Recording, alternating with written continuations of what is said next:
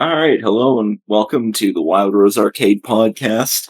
E3's over, just ended, right this minute. Totally. We saw Bandai Namco, and then we said, "Here we go, it's time." So yeah, we're recording a little late because of other commitments and stuff. Life. Yeah, and fuck life. that. I hate life. Damn it, life! Why can't you just go away? But yeah, it's our post E3 special, talking about all the stuff that happened at E3. But first, we don't usually have this little bit of a span in between episodes, but I know a few of us have been playing some new stuff, so we'll start out with that. So who are we going to start with today? Let's do the raffle. I'll do it. Do the hat thing. I can do it. All right, okay. Cool. You win the raffle, Nathan. Yay! I win. I'm declaring myself the winner. Okay, you win the raffle. That's normally how those go. Yep. Yeah, I just stood up and yelled, "I offer myself as tribute." It's all about that go-getter attitude. Yep. Yep. So, as of late, I've been playing Valheim with some friends. That's been a blast, actually. Aside from murder mosquitoes, I've been having a great time with this game. The murder mosquitoes can go fuck themselves. Those little shits have 10 health, but my god, they decide to look at you and you lose like 80% of yours. As someone who just got back from camping, I agree. Yeah, bugs are always the worst enemies in video games. They really are. But yeah, that game's been a blast. I'm going to play some more after I'm done with this. Someone sent me like 5 invites. I'm like, bitch, I'm recording the shit. Go away. Aside from that, I've been doing RimWorld some more because that game is addicting and fun and beautiful, and just setting up huge cocaine refineries to get my colony money is amazing. And I feel horrible about it, but at least I'm not in a slave trade. And what else have I been doing? Total War. That's fun. I'm always playing that though, so no surprise there. It's some more Mass Effect Legendary Edition. Because it's a good one. Oh, fuck. I'm on Mass Effect 3 now. Bro, Wait. I beat that thing in like a week. Yeah, but I don't. Well, it depends on how much like side questing and stuff that you were doing. And I did like everything, but oh, I was okay. unemployed. Well, never mind. I'll shut the fuck up. Yeah. Yeah, it also depends on how much leaving the house. And Boneworks. Sorry, I forgot about that. I got into modding Boneworks. So that's why I haven't been playing Mass Effect as much as I have been, because I've been playing a lot of games, including modding Boneworks, which is fun. I'm having a blast. Playing more than one game at a time. What kind of gamer are you? I don't know, how many games do you have unfinished there, sir? I don't even want to think about how many games I have unfinished. I still have not done a full playthrough of Tales of Symphonia. Like, that just pisses me off. Yeah, I guess I'm on that boat anymore. It's kind of one of those points like every time I start playing, I play with friends, so I don't want to do it alone. I know. So many games I haven't finished, and it's just piling up, and I'm just sitting here like, okay, this is fine. That's basically every game I own. Alright. Alright, cool. So yeah, I know Tom and Holly have been playing at least one game together. Talk about that. Yeah. So Tom, you want to put it? I'll just quickly start by saying our wedding anniversary happened to be at E3 time, and apparently months ago, my lovely wife managed to track down a PlayStation 5 and it was a gift to both of us for our We did wedding what? anniversary. Adorable. So right around E3 time, every time there was a fresh new game announcement for next gen, which there weren't very many, but every time there was, I was like, "Ooh, I can play that now." Yeah.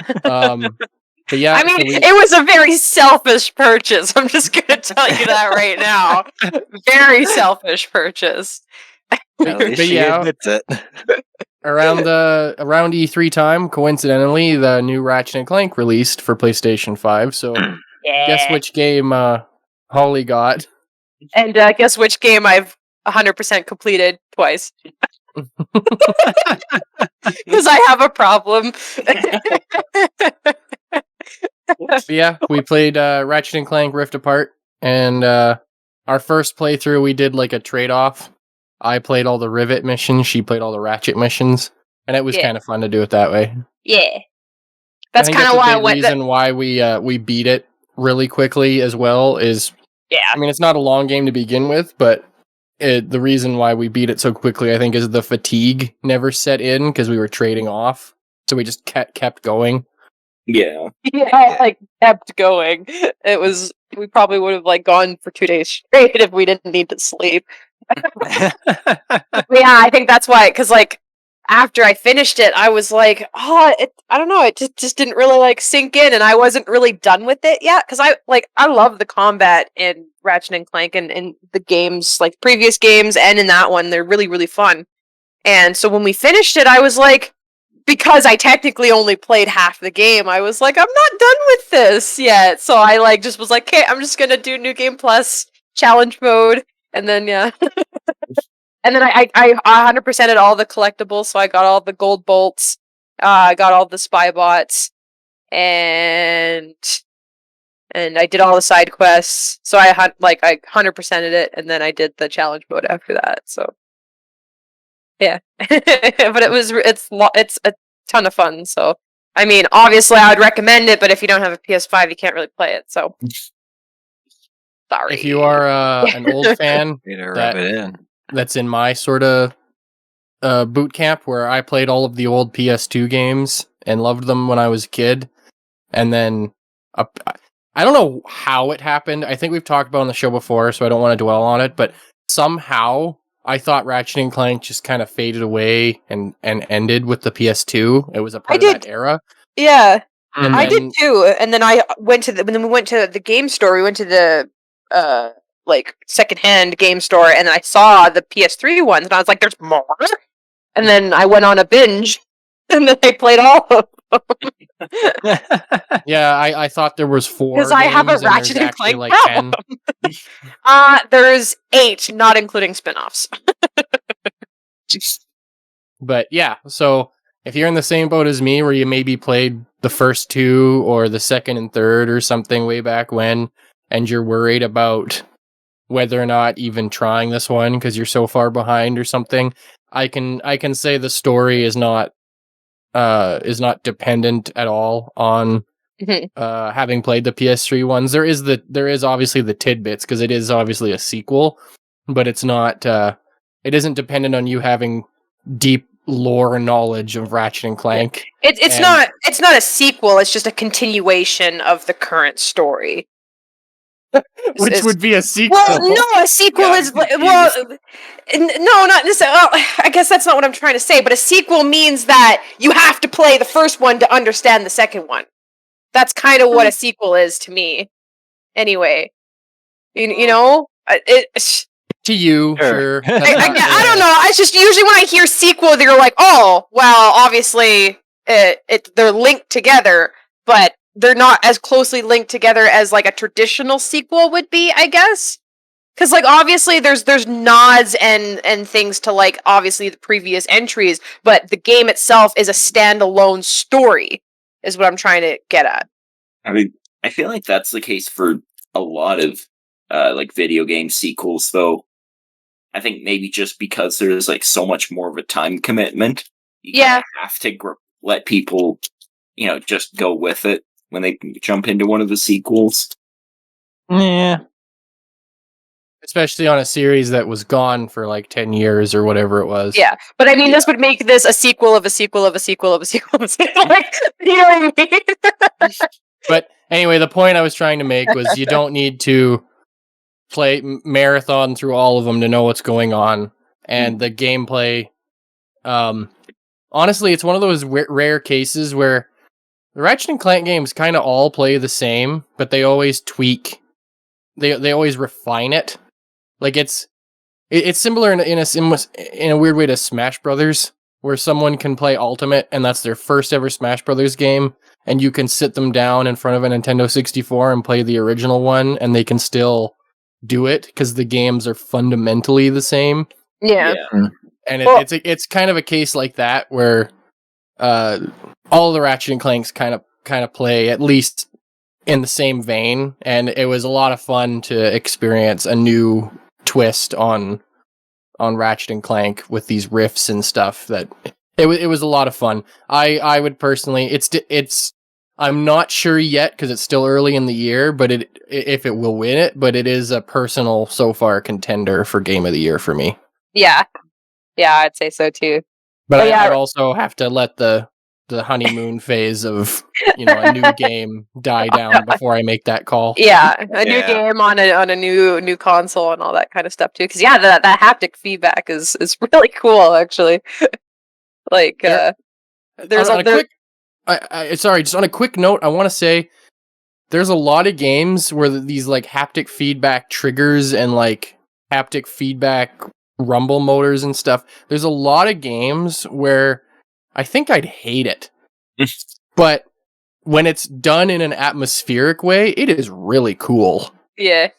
Like sometimes I didn't like it sometimes when like I don't know, for example, during like cinematic cutscenes and stuff like that, the controller would respond to things that I wouldn't really think to that's not important for me to feel, I suppose.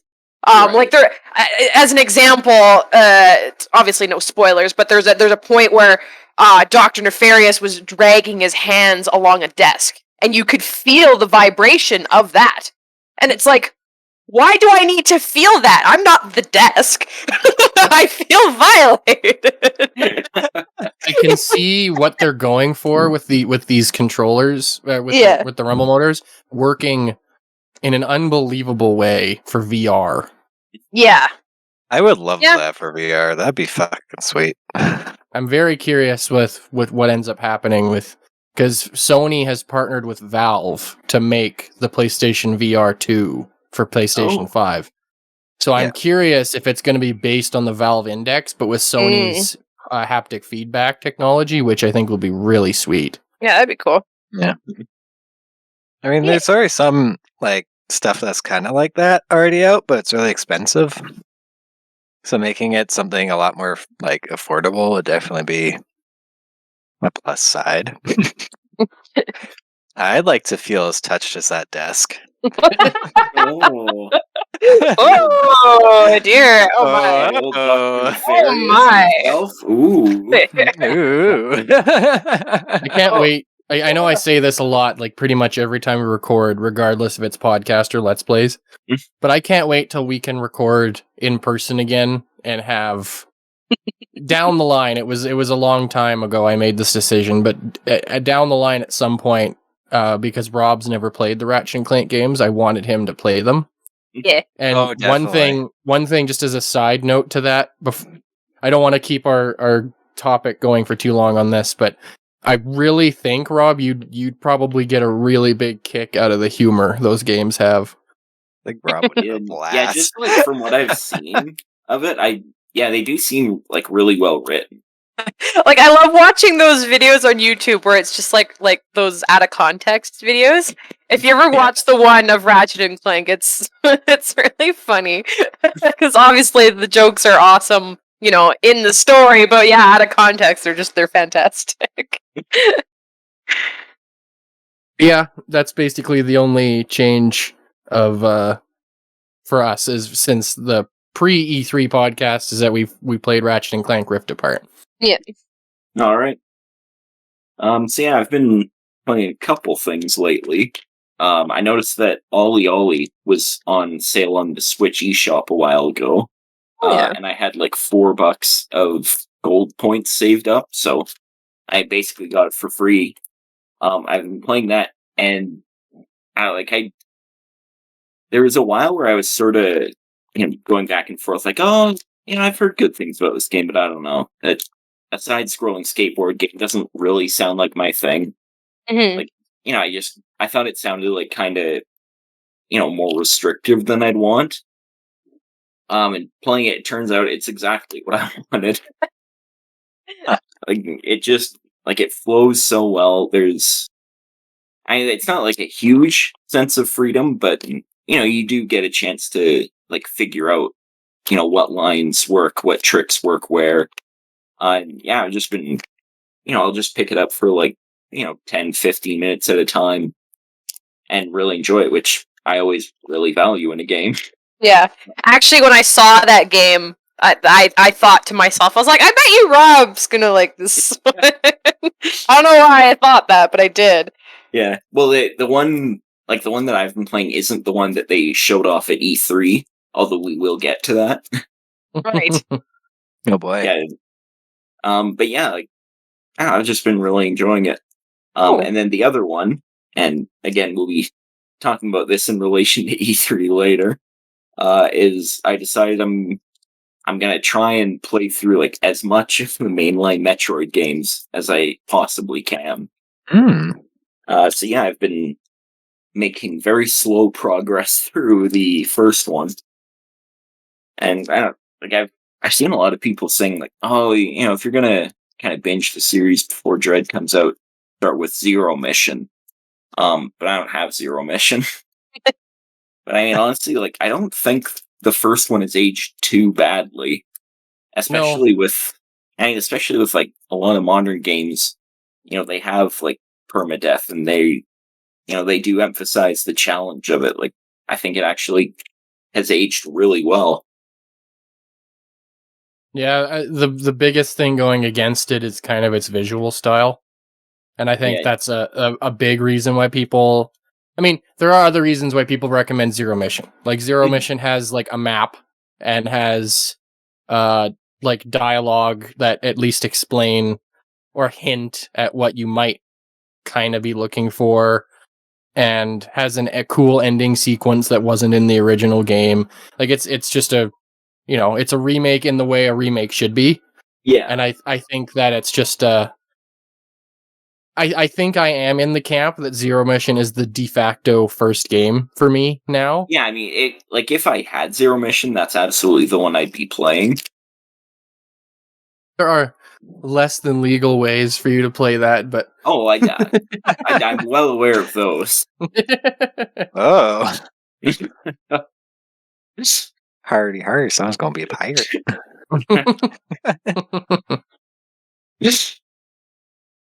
But yeah, I was actually thinking of doing the same thing in Mhm. Closer to I've replayed Metroid and Zero Mission and Metroid 2, and I never actually finished Samus Returns, but it's a remake of Metroid 2. Yeah. And Super Metroid and Metroid Fusion enough times that they don't necessarily take me a super long time. So I was kind of thinking of doing the exact same thing, but I was going to wait until maybe like September. Yeah. And that's part of it too, because I own Fusion. I have for years, and I've never played it.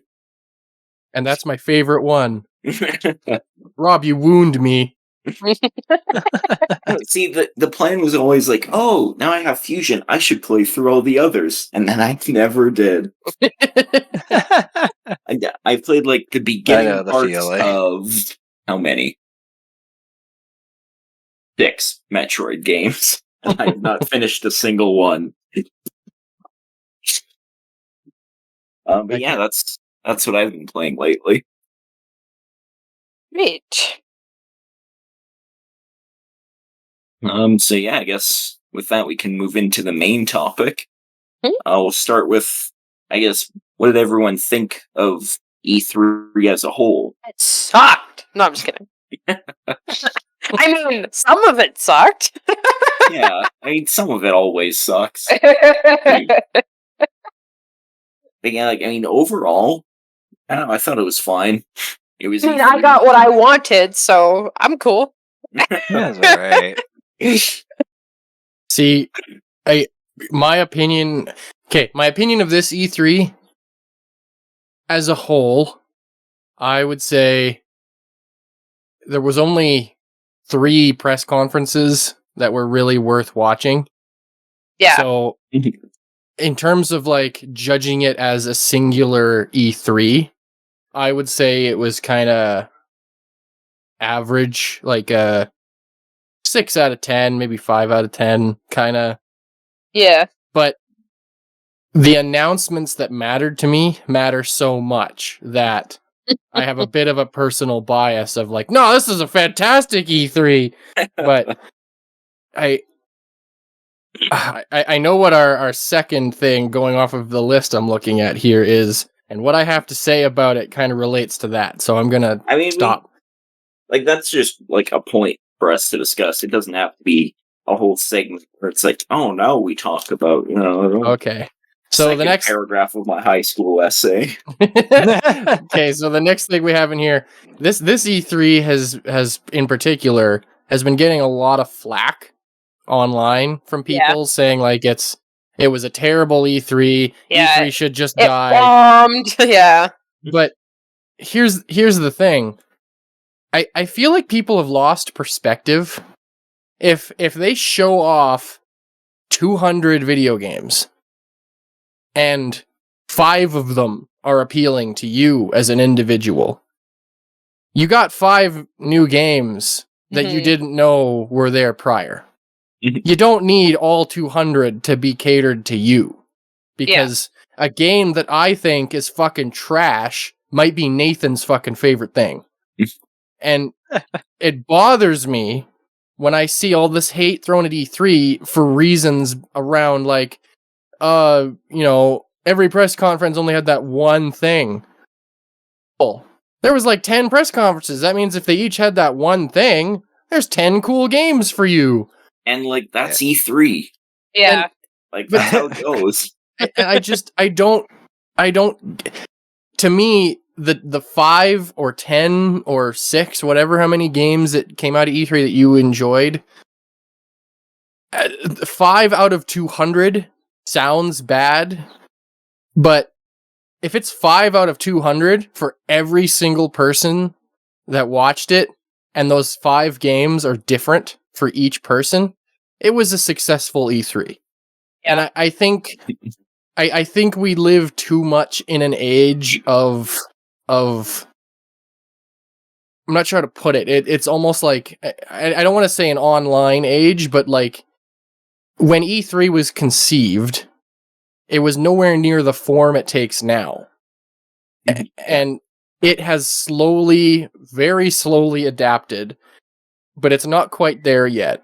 And I do agree almost a little bit that E3 in its current form doesn't really need to exist, but I don't want it to go away, especially just because, hey, Joe Blow from the internet was mad that he only got 15 games. And it's like, dude, you got 15 games. I don't know. It's just a matter of perspective. And I just don't.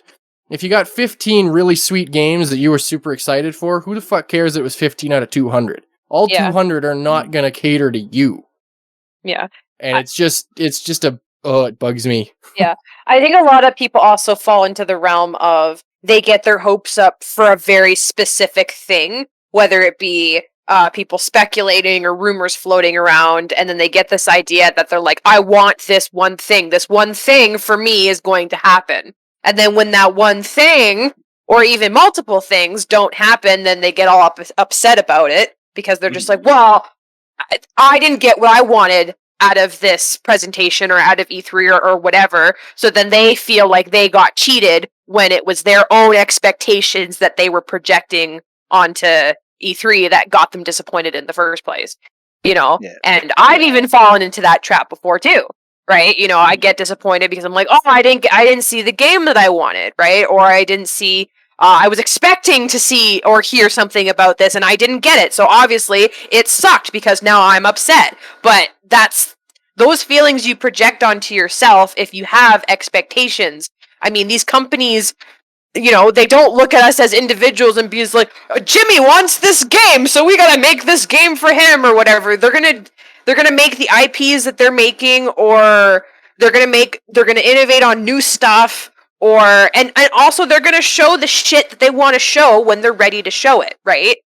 It's the whole thing that happened with Nintendo. Like, everybody wanted to see new Zelda stuff for years, but obviously they didn't care what we wanted because they obviously had nothing to show. So they're not going to show something that obviously is going to piss off the consumer because it looks like trash, because it's obviously not ready to be shown. And then it pisses off the consumers even more because they're like, oh, well, now the game looks like shit, so now I'm not interested in it at all. Right? Everyone's just projecting these expectations that can sometimes come across as being unrealistic, and they get all butthurt when they don't get what they want. Yeah. I think part of it is an online thing as well.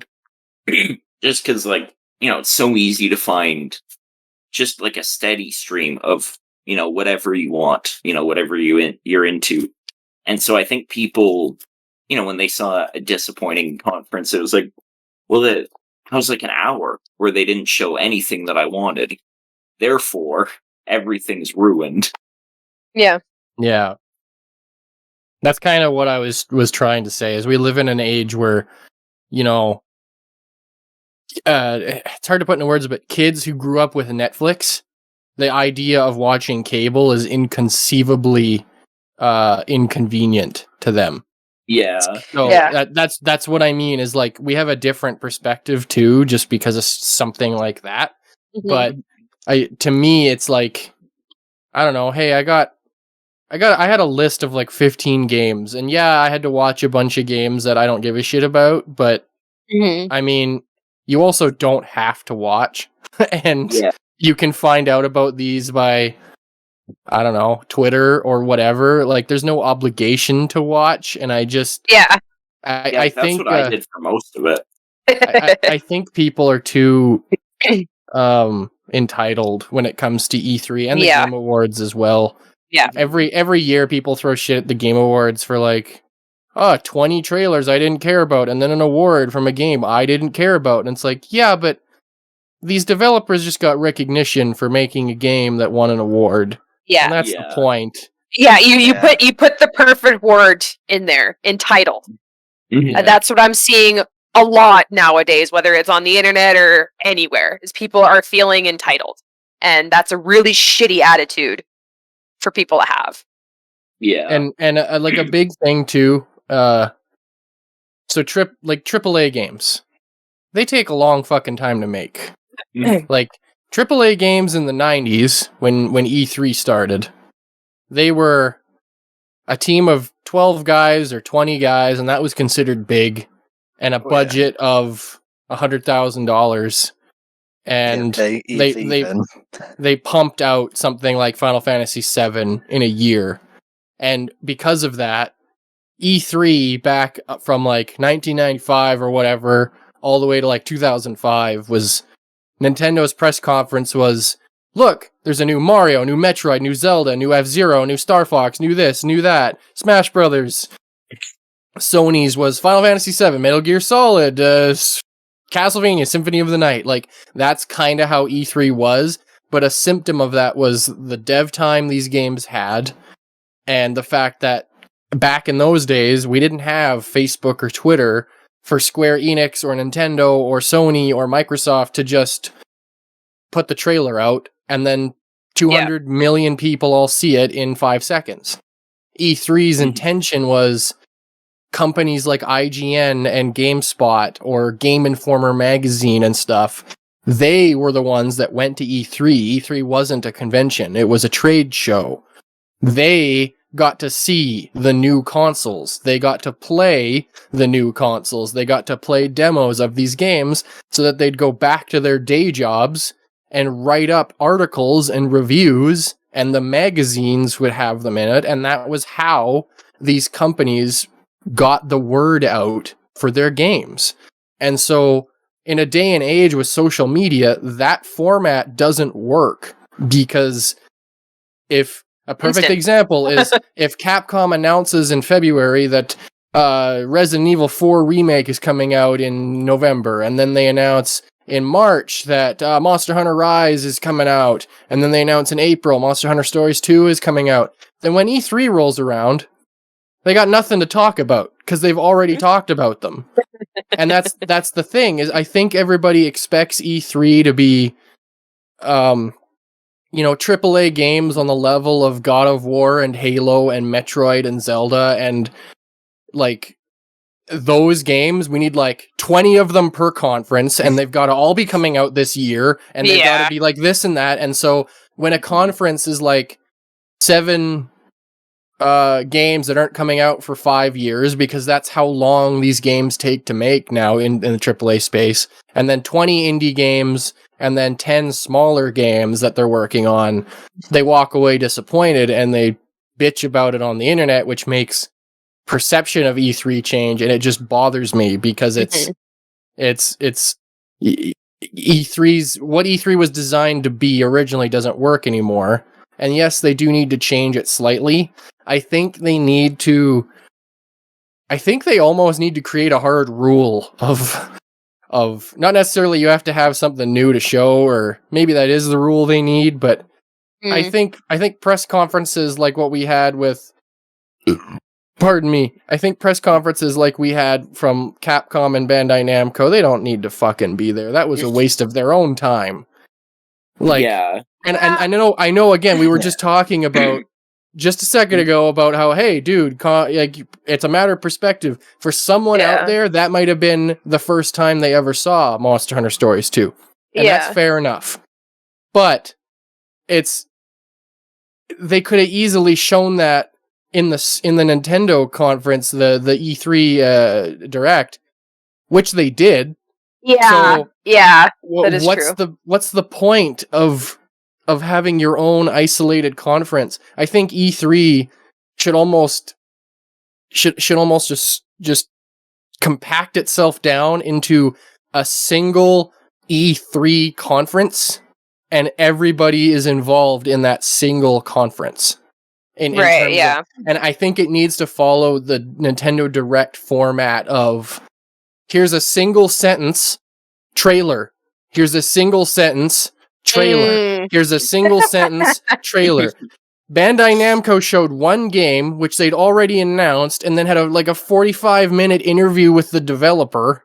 Yeah. And then that was their conference. Well, at least they did better than Take-Two. Did you hear what happened with that? Yeah, they literally had a 45-minute conference, Zoom conference with a bunch of devs. I mean, they talked about some important topics, I suppose, but like not at E3. Like they literally sat on a Zoom call for 45 minutes, just talking, and they had nothing to show. Absolutely nothing. Yeah, like it really seemed like they just wanted to take up a block so that they could kind of pat themselves on the back. Yeah, right? Like they kind of almost like they wanted like advertisements so that they can get people to watch whatever they wanted them to see. Because like I did watch some of it because I had it up and I heard some of it, and like there was like people talking about, diversity in the gaming workspace, and those are important topics that people need to talk about, and I get that. But a time and a place, like people, obviously that's going to make people kind of riled up, right? Like it's E3, people are expecting game presentations, not a lecture, right? Yeah. Like they could have done this at any other point. Yeah, they could have done it at any other point in time. They could have just posted up a video being like, hey, here's some words from our devs here at Take-Two, or blah, blah, blah, or whatever. But they did not have to do it at E3, and I think that's why people got so pissed off with Take-Two for sure, because when I heard about that, I was like, what the fuck, right? Like, I thought Bandai and Capcom was kind of bad. But then when I heard about what that whole, it was basically like you were intruding on a Zoom call with a bunch of devs. It was weird, and it was so not necessary. And I think it's stuff like that I think have everybody riled up right now. So, with the whole thing that happened with Capcom and Bandai, I think those are minor offenses, but I can see why that pissed people off because it's obviously they had nothing new to show, and they were especially like for Capcom, like we've been getting Monster Hunter and Monster Hunter Stories updates like almost monthly. So why do you guys need to have a conference to talk about it again? Like I've seen the same advertising for the crossover DLC, blah blah blah. I don't know how many times, and so I can understand why that also pissed people off. But Yeah, I think it's. I mean, it's back to the point Tom was making about like they just didn't seem to have any idea what the presentation should have been. Like it doesn't have to be a digital event where you show trailers. Like they could have done. I mean, they had a playable build of Monster Hunter Stories there. Do your own like Nintendo Treehouse kind of thing. Yeah. Or do what like the Future Game Show did with their virtual show floor. Like just post some demos that people can play. Yeah. Like there's so much you can do in like a digital presentation like this, and you just made the wrong choice. Yeah, and I think Capcom said something at the beginning of their presentation, something about I don't remember the words exactly, but they said something about looking at like Capcom fighters or whatever, and that I guess that got people kind of intrigued. It perked up their ears because they were thinking, oh, are we going to get a new fighting game from Capcom that they're going to show later? But no, at the end of their presentation, they went to their like a bunch of they did a whole presentation about their esports and stuff like that. But the wording that they did beforehand was almost like a misdirection tease that I think a lot of people were upset about too, but I don't know. Yeah. So I can understand the frustrations, but I like what the point that Tom made earlier as well is that, like, yeah, if you've got nothing to show, you don't need to be there. Yeah, exactly. Yeah. Or if you only have one thing to show, you don't need your own conference. Yeah, like you obviously piggyback on whoever's console it's going to be on or whether, because we all know Monster Hunter is going to be on the Nintendo Switch, so put it in Nintendo's conference, which it was. Yeah. So yeah, I guess on the topic of disappointments, were there games? That was a whole rant. That was beautiful. Were there any games we were, either expecting to see that we didn't, or games that we saw and were kind of disappointed by? So, should I do this one? Okay. I had a really weird one. I wouldn't say I was like super disappointed, more like super surprised that we didn't see any of like the big roleplay games, like aside from Starfield, which we all knew was coming, but I was expecting to see like something about Fable or like, one of the other ones that we discussed last time. I was surprised that Microsoft only stuck with Starfield and didn't really give any hints as to what any of their other like big people are doing. I was surprised that they admittedly, I liked the trailer. It was funny. I did. But I was surprised Obsidian announced Outer Worlds 2 without having an acknowledgement of whether or not Avowed is still happening. Yeah. And that one felt weird to me because like it feels like they just don't really like know. Like it feels like it's still like yet again like Elder Scrolls 6 wise. It feels like that's something that's still like super in development to me. Because like popped it out and like they've only just recently finished like all the DLC for Outer Worlds, so there's no way in hell they've been actually like working on this for any time. Well, the trailer, that's what I liked about it. Just straight up acknowledges I was making all those jokes, and I thought that was fucking hilarious. But at the same time, I was kind of sitting there and just like, so, but you have like Fable probably has more development than this. Yeah. And it's just like one of the weird things is just like I was totally expecting Starfield, but I was expecting another one that was like, hey, come like the year after Starfield, you can look forward to this. But we didn't get that. Yeah, I am glad we did get something about Starfield because it's kind of been a mystery for quite some time. So I am glad that we did get to see something. I'm excited that. for it because I like space. I mean, I'm not. Contrary to what we discussed much earlier, I'm not a huge fan of like the space stuff. So like for my interest is like, yeah, it looks cool, like whatever. But I've Spaceship's my jam, man. obviously I still appreciate those kinds of games still. So like I'm excited to see what comes of it. So because obviously I love role playing games for sure. So like if it's a good game on that front, then of course I'd play it. But yeah, that was just like the weird thing that. But I do agree with you that I was expecting to see something about maybe Fable or something. I don't know. Well, I wasn't expecting Fable. I was expecting at least a cinematic trailer or an acknowledgement of Avowed, and they did when they showed a bunch of like. At the end of the Microsoft conference, when they showed like a whole bunch of logos of, look forward to all of our stuff that's currently in development. Avowed's logo was there, so it hasn't been canceled. It just it surprises me that Microsoft potentially, who knows whose decision it was, but it felt to me like Microsoft might have greenlit Outer Worlds 2, and then. They just told Obsidian that, hey, we want you to tell people that this is happening. So throw together a trailer of some kind. Well, so we're not even working on the game till Avowed's done. Well, that's not my problem. So they made a self-aware fake trailer. Yeah. Well, I mean, on that note too, I mean, because like obviously the Outer Worlds was pretty successful and it has like a good player fan base and stuff like that. So obviously that would strike a lot people a lot more to know that, this game that I already know, play, and enjoy is going to get a sequel, right? Avowed is something that's completely new territory, right? So obviously having a trailer of a sequel to a game that people have already played and liked, it might make people more happy to see that, I guess. But I don't know.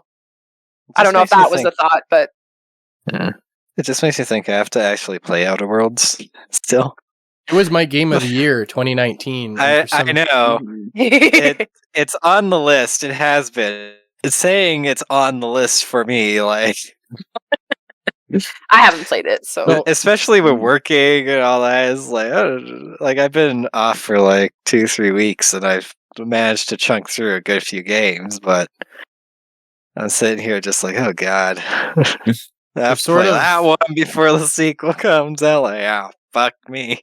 So sort of on the topic of games you're disappointed by, I did not see anything from Elden Ring that impressed me. I thought you were going to talk about that. I was going to nudge you to, because I remember you said it after you saw the trailer. You're just like, I don't know. Yeah, like they're cool. Like Dark Souls again. Yes. There are a few cool little things, but they really felt more like gimmicks than like, look at these big awesome features. The developers have talked about and confirmed that it is at least a semi-open world game.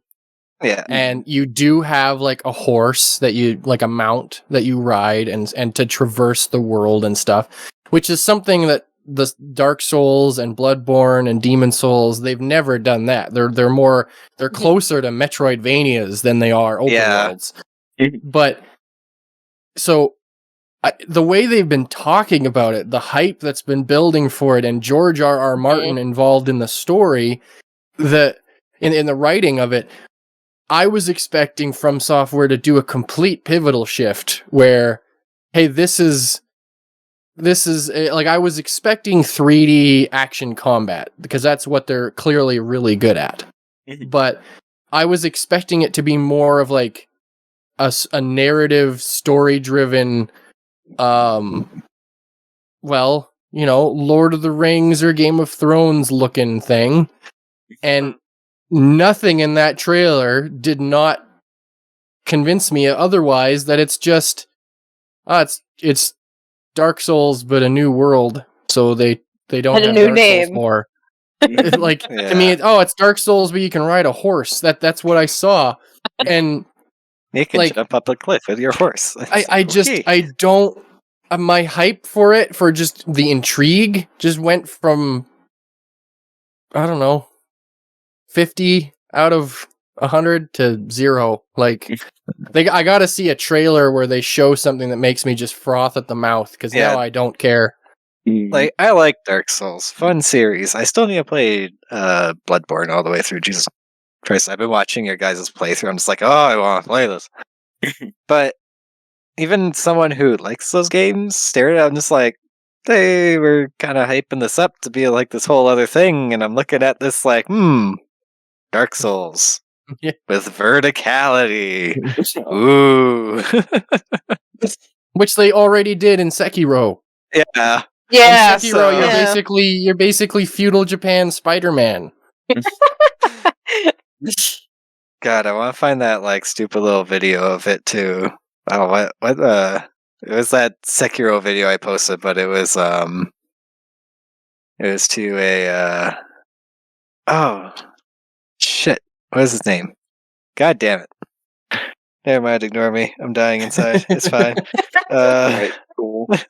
It needs time to reboot. Yeah, okay, I'm going to go just find that video. It'll help me. I think officially I'm pretty darn sure that Skull and Bones and Beyond Good and Evil 2 are vaporware now. I think they must be. It's even at Vaporware? What do you mean Ubisoft. by that? What do you mean by Games that that? were announced but then just never happen. Oh, I see. They never It's like, what? never, when they don't publicly announce that it's been canceled, it's the term is Alright. vaporware, Okay, I gotcha. because Gotcha. it just kind of turns into vapor and vanishes. I was kind of surprised because Beyond Good and Evil, a lot of people were kind of excited about that. Michael Jackson song. Fuck, that's what I was thinking of. Sorry. Oh, that one, yeah. Yeah. Sorry, my brain kicked in. Oh! Hark, hear my words. So, I just before we move on from that, this is literally like a single sentence I just want to say. I had a list when I pitched to Rob that we should have that brief little topic of games we were disappointed or games we were surprised weren't there. Mhm. I had a list of like 10 games that I was like, oh man, I really wish this was there. Oh man, I really wish that was there. Oh, like, this would have been the perfect chance to show us some gameplay. Mhm. But in the like week and a half since E3 that has happened here, a lot of those games, aside from E3, have suddenly all at once gotten gameplay trailers on YouTube. Oh, So What? I can't Yeah. just I can't shit on No More Heroes 3 for not being there, because now there's like an hour of gameplay footage on Oh. YouTube. And That's Kenna, weird. Bridge of Spirits, now there's like a 30-minute Oh yeah, game. that showed up before E3. I told you about that. Oh, did it? Yeah. But I had a list of games Yeah. that I wanted at E3 that weren't there, and then right after E3, my YouTube feed was full of recently uploaded game footage of those exact games. So I was like, oh shit. so it's good news, but it's terrible for the show. Terrible for the show, yeah. All right. So yeah, I guess we'll move away from all the negative stuff. now. Yeah. Move on to the positive stuff because they're pretty Yeah. great. So yeah, we'll start talking about the games that got us really excited. I guess starting with one of the biggest surprises of the conference. If you want to start us off with that one, Tom. Metroid Dread. Oh god, yeah, that was a surprise.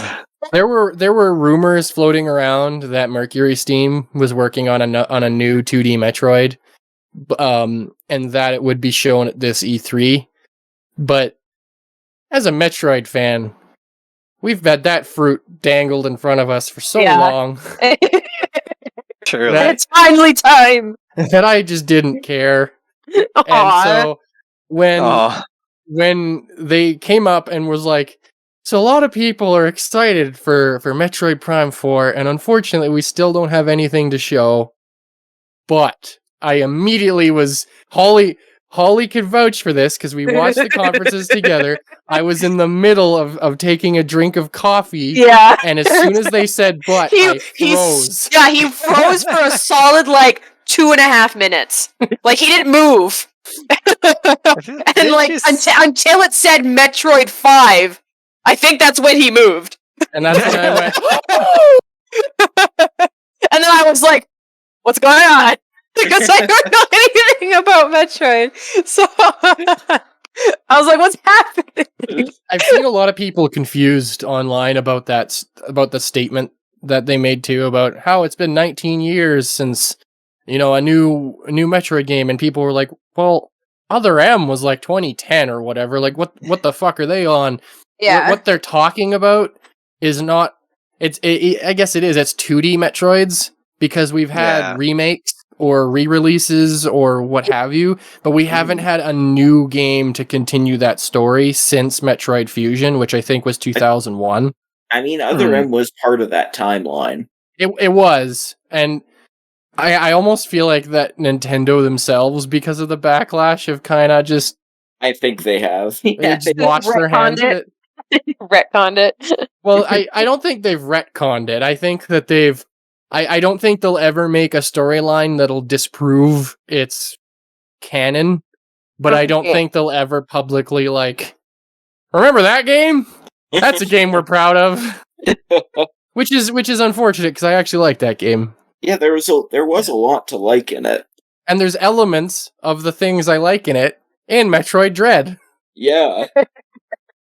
But yeah, that was my biggest surprise of all of E3. There is a close second to it that we will talk about later, but Metroid Dread was just something I did not expect. But it's worth saying, in our pre-E3 podcast, I jokingly asked Rob if we will ever see Metroid Dread, and he said, no, I'm pretty sure that's dead and buried.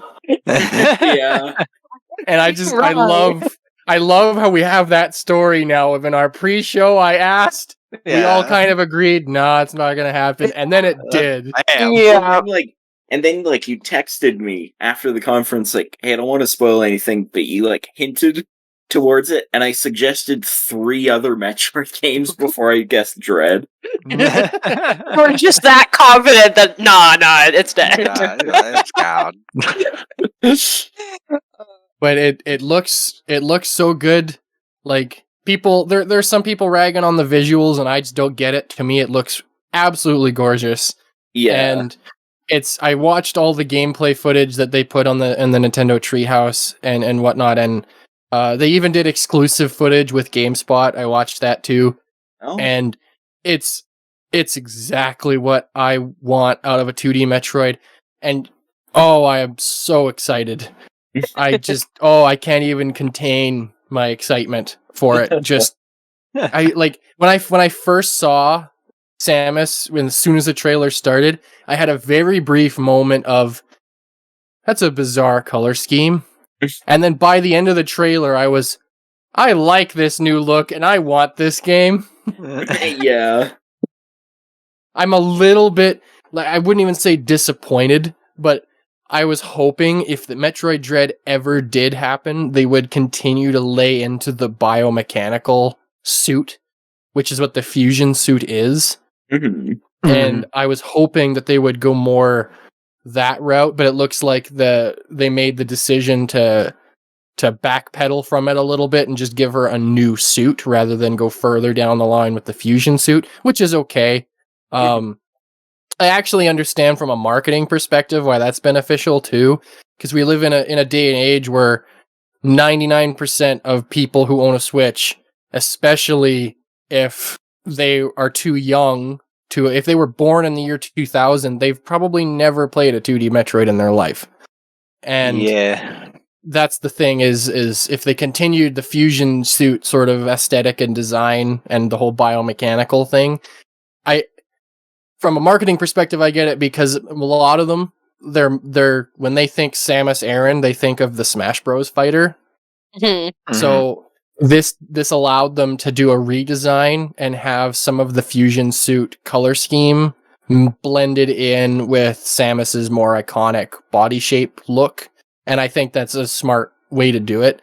So that's why I'm half and half. I'm not disappointed. I was just hoping to see what, especially since a lot of Metroids direction is based off of like H.R. Giger or Geiger, however you want to say it, Giger.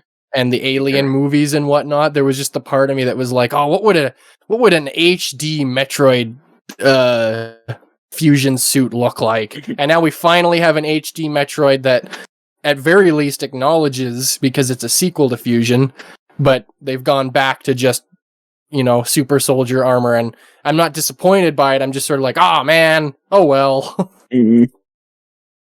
But yeah, like going off of what you said about the influences the series is taken from Metroid or from Alien. I was like, wait, what are we talking about? They say the Metroid series was really influenced by Metroid. That's what I've heard. Yeah, like going off the influence it took from Alien, I do really like the sort of survival horror direction this one's taking. Yeah.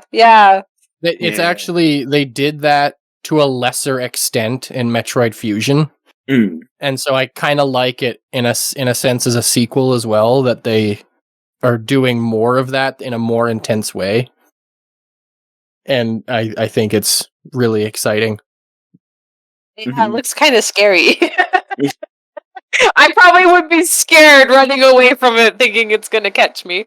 Because I get very nervous in those kind of games where something's coming after me. Oh, man. Yeah. That's why I don't like playing horror games. Yeah, I don't know. I don't know really what else to say beyond it looks exactly like what I wanted, and I'm very excited. And I hope to God it sells well. Yeah. I hope the Switch does its magic, and it's one of the best-selling Metroid games, just purely because it's on the Switch. Well, Metroid is on very, very thin ice with Nintendo. It's one of their most requested but least profitable franchises because it has an extremely vocal small fan base. Like you'd think, with how much demand there seems to be for a Metroid game and how vocal fans like me are on how much we want more Metroid, the best selling Metroid game of all time is Metroid Prime on the GameCube, and it didn't hit 3 million. Metroid Prime 3 and Metroid Other M were both on the Wii, and they did not hit 3 million on the Wii. Yeah. So I'm hoping the Switch, because there's a lot of games where a lot of developers have said like, oh, we thought we'd hit maybe 1 million, and it hits like 10 because the Switch is just the right platform at the right time for this right kind of game. I'm really hoping that Metroid has its day back, and I'm hoping it's a 4 or 5 million seller, and that might make Nintendo go, huh, maybe we should do more of these. Maybe we shouldn't make people who like the 2D ones wait 19 years. Yeah. While we're still on the Metroid topic, I'm curious what Rob would think, and well, I guess everybody, but Rob being a fellow Metroid fan, about the controversy about its price tag. It's a first-party AAA game. Of course, it's going to be full price.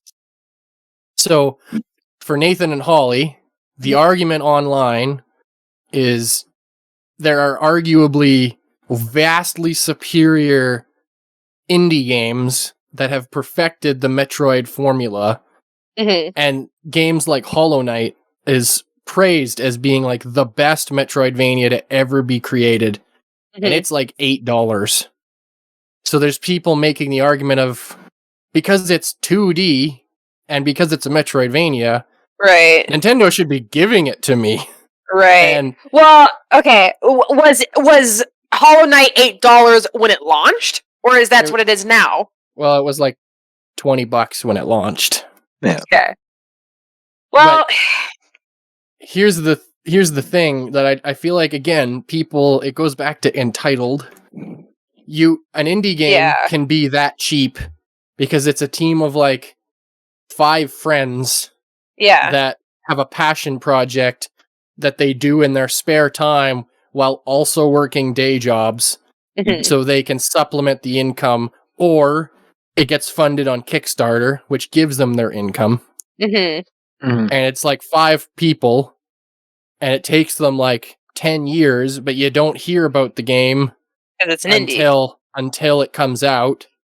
And then because it does well, they get more funding, and then the sequel comes out a couple years later, Yeah. so on and so forth.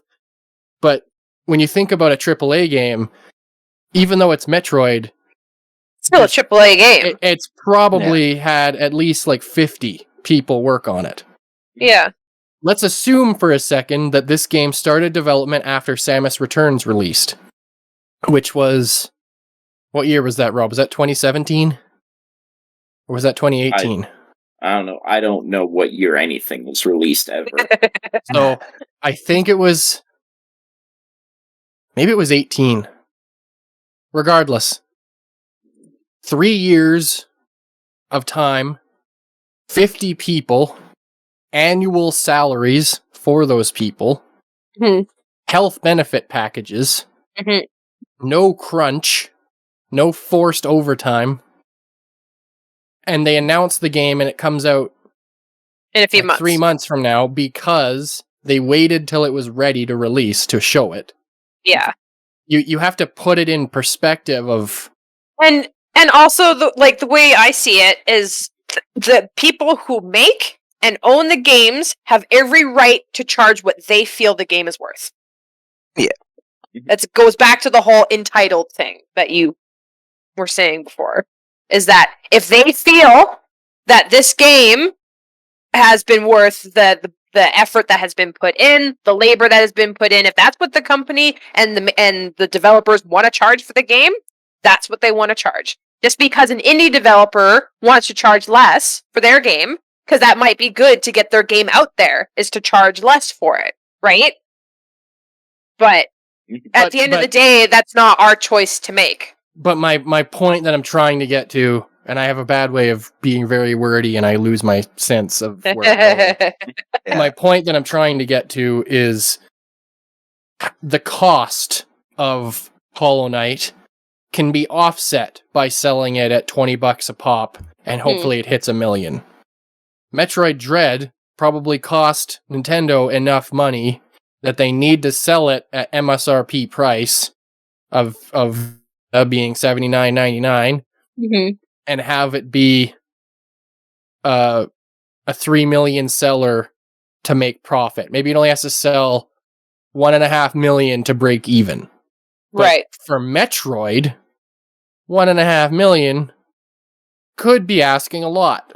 Yeah. And that's what I mean where I say I hope this is a good, and that's why the price doesn't bother me, because call me a fanboy, whatever. I'm a Metroid fan. I'm happy there's a new Metroid game. If I play it and it's absolute garbage, well, then maybe this series should be dead anyway. If Nintendo can't make a good one anymore. Mhm. But it's the price to me, people don't look at it as, you know, if you have a job, would you rather get paid $5 an hour or get paid $40 an hour? Mhm. Well, guess what? The company that's paying you 40 has to make that money back somehow.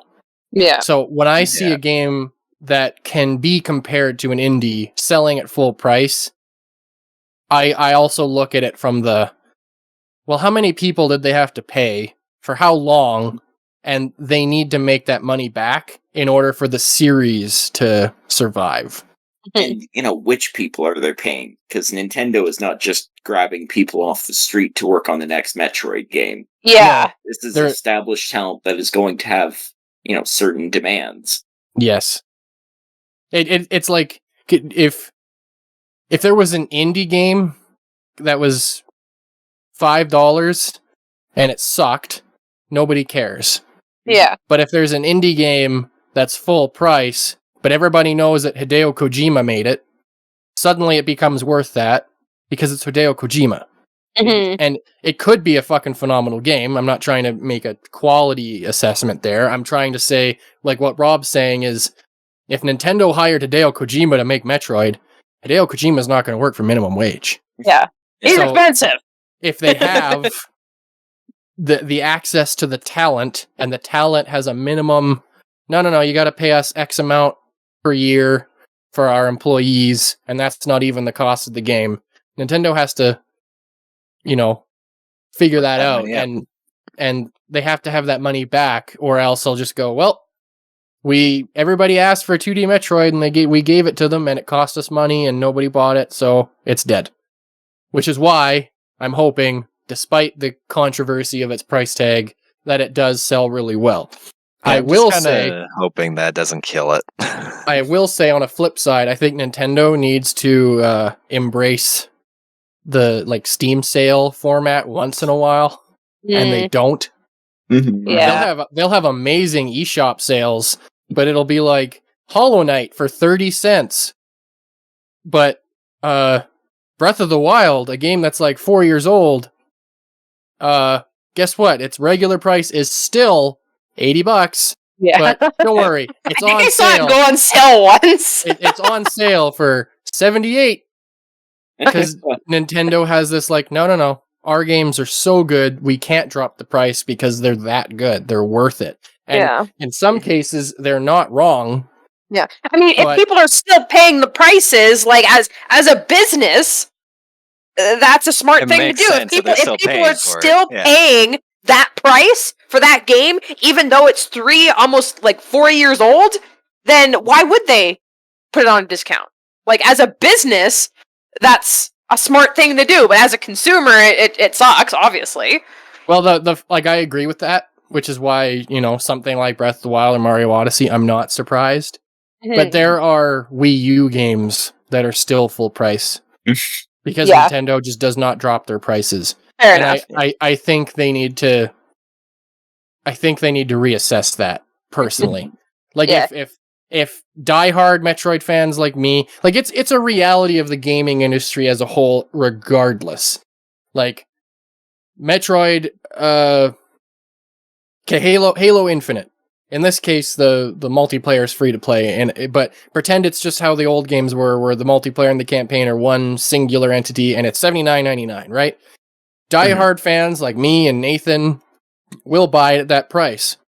Someone like Rob, who decides, no, I like Halo, but not $80 like Halo. He has the option to wait 6 months, and now it's $50 instead of $80. And to him, it might be worth $50. And then, hey, then I can play that cool game with Nathan and Tom. Perfect. But in the Nintendo space, at least as far as first party titles, you don't have that luxury. Yeah. And I Yeah, just you do feel like not. I feel like that's wrong to an extent. I Yeah. feel like that's what's kind of killing things like Metroid, because I'm pretty sure if people had a bit of a cheaper price point to go by, there would be swarms of people playing Metroid. But because they never drop the prices, people aren't willing to give it a chance. Especially if you want to draw in a new crowd too, right? If somebody new to Metroid wants to play Metroid, they probably have a hard time justifying that high price tag. Yeah, you better And then- give me one hell of an impressive fucking demonstration display of your game for me to play. Because unless there's something that really grabs $80 you on that you something see in the brand new. trailers or gameplay footage or whatever, then it can be hard for people to spend that amount of money. So yeah, having Nintendo games never go on sale is kind of shitty. Yeah. That's just what I wanted to ask everybody. Oh, sorry, Nathan. Yeah. The summary of what I think of it is there are people that are going to be okay with it, and they're usually the fans that are going to be okay with it, but I don't think Nintendo's doing any favors by charging this much. And there's going to be a lot of people who are going to look at this and go, it's a 2D game. Why would I bother? Mm. So I'm really hoping that this doesn't just kind of kill off Metroid, is how I'm feeling about it. Because I think it's probably worth it. I like Metroid, but I have a history with Metroid. Yeah, well, that's the thing, is there's no doubt that the fans are going to buy this game. That's pretty much a given, right? Because obviously there's already a big stigma around how long Metroid fans have been waiting for this game. So if you're a fan of Metroid, you're definitely going to be buying Metroid Dread. Like that's just a given.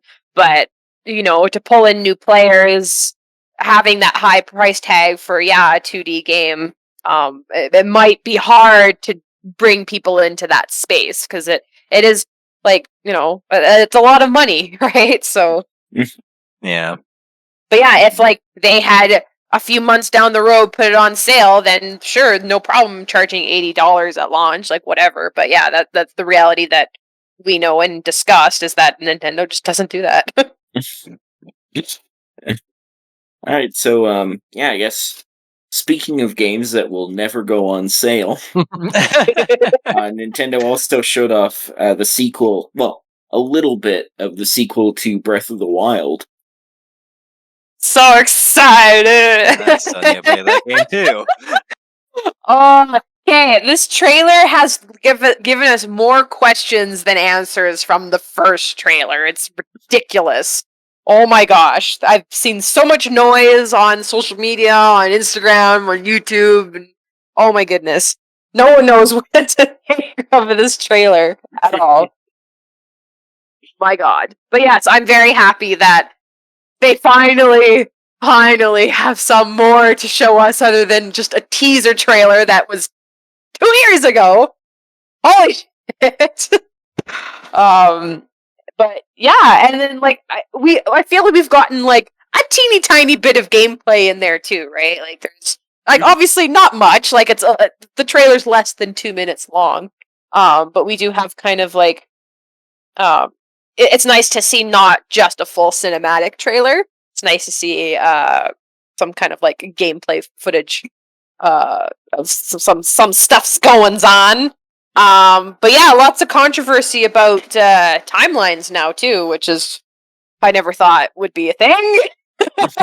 But obviously, the big elephant in the room is obviously the I use air quotations redesign / new hero because there's like a bunch of people speculating and theorizing of what this could all mean and stuff like that. But honestly, myself and the Zelda community very very excited about new trailer footage and to come up with new ideas and new speculations of what this the story can be about.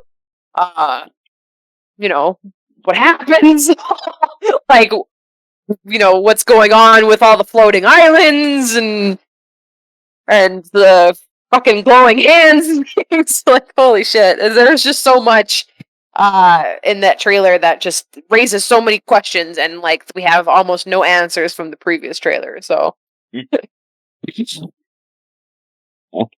what did everyone else think about it? I'm not gonna take up this whole space. I mean, this is the one that has your name beside it. So Yeah. I mean, But I want to hear other people's opinion because obviously I've talked about Breath of the Wild 2 since the trailer came out in 2019. Like every time we have a podcast, I've talked about it. But I want to hear your guys' opinion on like what you've seen so far and what you think so far. My opinion's so much more depressing than yours, though. That's okay. I don't care. I mean, it's just harken back to the fact that that I still have such a hard fucking time getting into it. Like, it's a good game. I admit that it's a good game, but I just have such difficulty getting into it. And then I look at this, I'm just like, I just want like a good old fashioned Zelda game to come out, though. I mean, it's fair. cool. Like, that's fair. Don't get me wrong. Looks cool. I don't know what the fuck's happening, but hey, it looks neat. But at the same time, I'm just like, but I miss my good old Zelda. I'm pretty sure if you had experienced the first Breath of the Wild, you would feel different about it. About like the trailer. I did play itself, a little bits but of it. I still just haven't been able to get into it. Like even when I finally get my Switch, I'm still thinking like, should I even bother with Breath of the Wild? Of course you should. Ollie will kill me if I don't, so I probably No, should. I won't smite you. Just meme. No. It's just I don't know, man. I'm kind of staring. I'm just like, I just really want a good old like. I want another like Twilight Princess and like one of those ones to come out. Yeah. Yeah, Such I a mean good game. I that's really wanna fine. play Like through everyone that has again. preferences, and obviously Breath of the Wild has taken such a leap from the norm. But I think that that's also why it's become so beloved, because it's taken the world and characters that we know so well and has just taken it to a completely different level. And Oh, so I think totally. I think that's the biggest attraction that Breath of the Wild, the first Uh, one, had.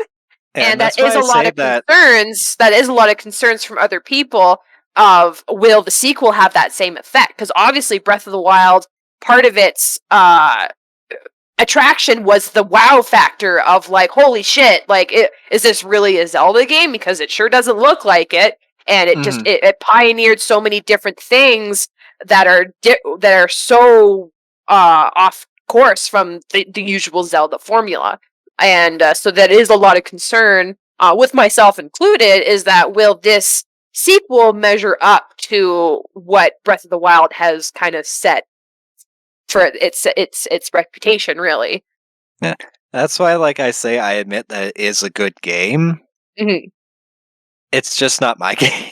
Yeah, that's fine. Yeah, and like, hey, I hope it sells well and like all that, but I also hope that one day, Be so well. I'll probably like that's. yeah, I don't think that's it will concern. definitely do well. Like, 'cause the first one fucking is amazing. You know that people are just gonna line up for this one.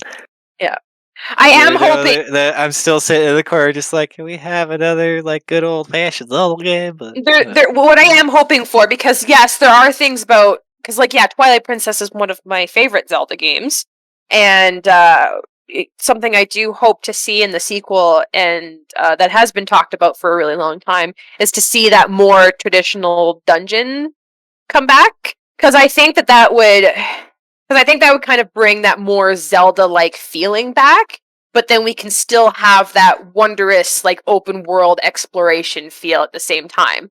Because my perfect Zelda game would be how Breath of the Wild functions, but instead still have things like temples and ruins that are like traditional dungeons, but you can stumble upon them on your own. That it's not all that linear story driven style that we're used to seeing, that you can kind of like, as an example, like there's the in the I don't remember all the names of all the places. In the canyon near the Tabantha region, there's that forgotten temple that's hidden in there. That would have been very cool if you just had discovered that temple, but it's like a big expansive dungeon. And that's what I would love to see in the sequel, is that I still have that open world freedom exploration, but then we get those more traditional style dungeons. Because the shrines in Breath of the Wild didn't really scratch that itch for me as much as it probably should have, because there's like 120 of them. But it worked for Breath of the Wild fine. But I would like to see that kind of return, because I think that would. I think it would really work well in the Breath of the Wild space, especially with having that freedom. They married the two of them, like those two different styles. I think would play like amazing together. Yeah, but we'll see. but at the same time, I might also like feel a little. There was another one, or someone pointed out to me that if you were to do that, it would kind of feel like oh fuck! God damn it! Wind Waker, because Wind Waker was pretty expansive. Yeah. So it kind of feel like a very like, I guess like a fuller Wind Waker, because a lot of Wind Waker was ocean. Yeah, but then you can like do the dungeons in any order you wanted to, because you're like, oh, I suddenly found the forest temple, yippee! But you don't have to do it first just because it's the forest temple. You could stumble upon the water temple first, and then kind of the same way the divine beasts did it in Breath of the Wild in the first one, is that there they are, but you can do them at your leisure and in any order you want. But I want to see those more like temple-like, ruin-like, traditional dungeon styles that we saw. And also, like, I don't want them all to have that same theme, because also the divine beasts got kind of stale after a while, because they were all that same like Tech theme or whatever, so they all started to kind of feel the same, especially when you have 120 shrines that also all have the same theme to them. So that's kind of what I want them to take away. God, now I want to play Twilight Princess. God damn it. What about you, Rob? What do you think? I think he pretty much covered it. Oh, okay, cool. Yeah. So yeah, I guess no one signed their name to this one, but I guess next is Shin Megami Tensei 5. We saw that in the direct. Oh, I yeah. think that one's me and Holly, Yeah. kinda. Oh, Kinda. I don't know much about it, but it looks cool. This is going to be a long podcast. I just realized this one's going to be a. Well, you're all buckling in. Quite a few of these are. I only have like a sentence to say about them. Yeah. Like at a certain point, it's just gonna kind of get to a lightning round. And this is actually one of them. I played Shin Megami Tensei 4, I think it was, on my 3DS back in like 2012 or 2013, whatever year that was when it came out. Maybe it was even 2011 or something. I don't remember. I never finished it. I liked the idea. I thought the concept was really cool.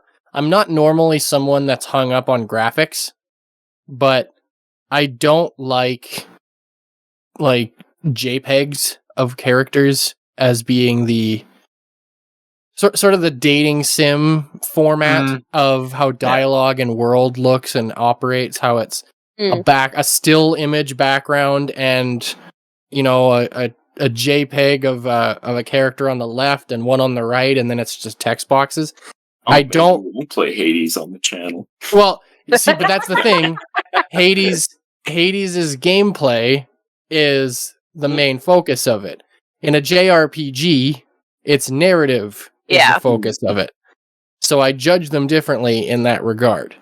So I didn't play all the way through it.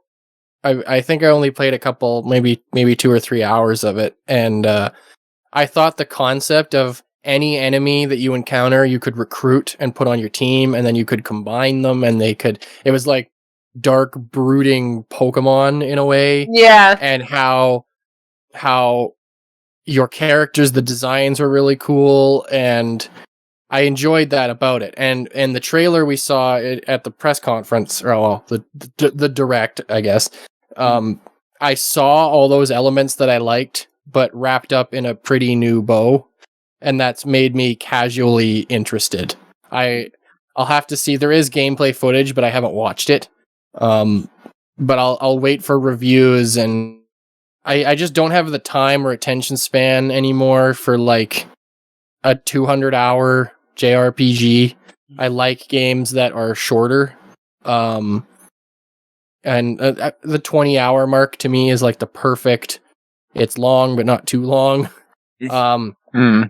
So if it's very grindy and is like 80 hours because of the grind and so on and so forth, I'm not interested, which unfortunately is probably how it'll be, because I think that's how the other games were. But it's art style, it's visuals, and the concept that all the Shin Megami Tensei games have had it has me casually intrigued in this one. And that's really all I have to say about it. Yeah. All right. So yeah, I guess next is one wasn't part of the direct, but the only trailer I've seen is on Nintendo's I was gonna say Facebook page, on Nintendo's YouTube page. So Holly, tell us about Rune Factory 5. Oh yeah, I forgot about that. I don't think it was shown at E3. I don't think it was, but it was in a reel of titles from that developer. Yeah, it's been announced for quite some time. Like I've heard about it for a bit now, because obviously I'm a big fan of farming sims. I really liked Rune Factory Frontier. I played Tides of Destiny, but I never finished it. I just didn't. I don't know why. It's not like I wasn't into it. Like it was fun, but I got to a certain point where I just put it down and then just didn't pick it back up. But yeah, my earliest memories of Rune Factory obviously are with Frontier. And I like the whole like fantasy Harvest Moon like space. It's really fun because you can do some really creative things. And obviously I like the RPG elements that it does have, because you can still like do like you go into dungeons and fight monsters and stuff like that. But some monsters you can tame as farm animals to give you like things like milk and wool and stuff like that. So I think like they're really fun and really cute, and I like the the anime style is really fun. And I don't know too much about like, because each Rune Factory kind of has like their own story going on, and I really don't know too much about Rune Factory 5. But like I've heard good things from those who have, because I think it has been released in Japan. I think. Because I have seen Japanese gameplay from some other, like some people on YouTube or whatever. And but yeah, it looks really good, and it like I'm excited to play it because I love farming sims. I think that I find them super relaxing. I play them for hours, days, weeks on end, because it's so easy just to get lost in a farming sim. They're one of my favorite types of games to play. Yeah, cool. So yeah, one that kind of caught my eye was we're getting a Fatal Frame game on Switch. Yeah, it's the Wii U one. Yeah. Yeah, it's Fatal Frame it's always sort of like occupied the same area of my mind as actually Shin Megami Tensei. Like it just seems like such a cool series. Like I've always thought it was, it just kind of intrigued me. But I never really got into the series. Like I just kind of missed out on most of the games when they came out. But yeah, I mean, I like the looks of this one. Obviously check out reviews, but yeah, I'm thinking I'll probably pick it up. I was just gonna say, as a side tidbit, I hope they don't change the box art. Well, I because think that was just the Japanese box art specifically. It never had a physical release outside of Japan. Oh, okay. So I hope they don't change the box art, because it's actually my favorite box art of all video games. Which one is this? Fatal Frame. It's the horror game where it's kind of a camera is the focus of the gameplay mechanic. You basically take pictures of ghosts to scare them away, kind of a thing. Great. Yes. Yeah. Yeah. But yeah, it was. I think Nintendo bought the rights to the franchise in like the Wii era, and then they made a new one on the Wii U, and the Wii U was the Wii U, so it didn't sell well. And I kind of thought it would just die, and now we're getting the Wii U one re-released. So okay. Yeah. Then no, but it's probably no surprise. Oh, sorry. Oh no, I was just mumbling. I'm sorry. Oh, all right. And then yeah, probably no surprise to any of you. The one that really caught my eye in the direct was the new WarioWare. Yeah, WarioWare, and you can play it co-op. Yeah, that was one of the things that really caught my eye about it. Is like it seems like it's keeping the same spirit, but just the fact that they have playable characters now really changes a lot. I think I'm interested to see how that changes things. Because I think a lot of people seem kind of nervous about it. I don't know. The old games are still there. Yeah, That's kind of an interesting new wrinkle, especially with the co-op. So yeah, that was Nintendo. I think people generally seem to agree they had one of the more successful conferences. One that a lot of people were kind of disappointed in was Square Enix. But Holly, you found something to be excited about in there. Did I? What was it? I don't remember. On Guardians of the Galaxy. Oh yeah, like I thought that was kind of cute because like I like Guardians of the Galaxy, and it looks fun and charming. I don't know. I just I had a good feeling about it, but I've heard it get a bit of flack Obviously, because everyone flacked on this E3, but a lot of people are disappointed that you can only play as Peter Quill. And I guess I can see why that people are kind of like about it, because you have this whole cast of like colorful characters, but you can only play as Quill. You know, Yeah. and I get it, but like it depends on what it depends on the direction of the story is going. 'Cause obviously, what they showed is that you as like the captain, you make decisions on what everybody else does or doesn't do, right? So having one person be a playable character in that setting makes sense.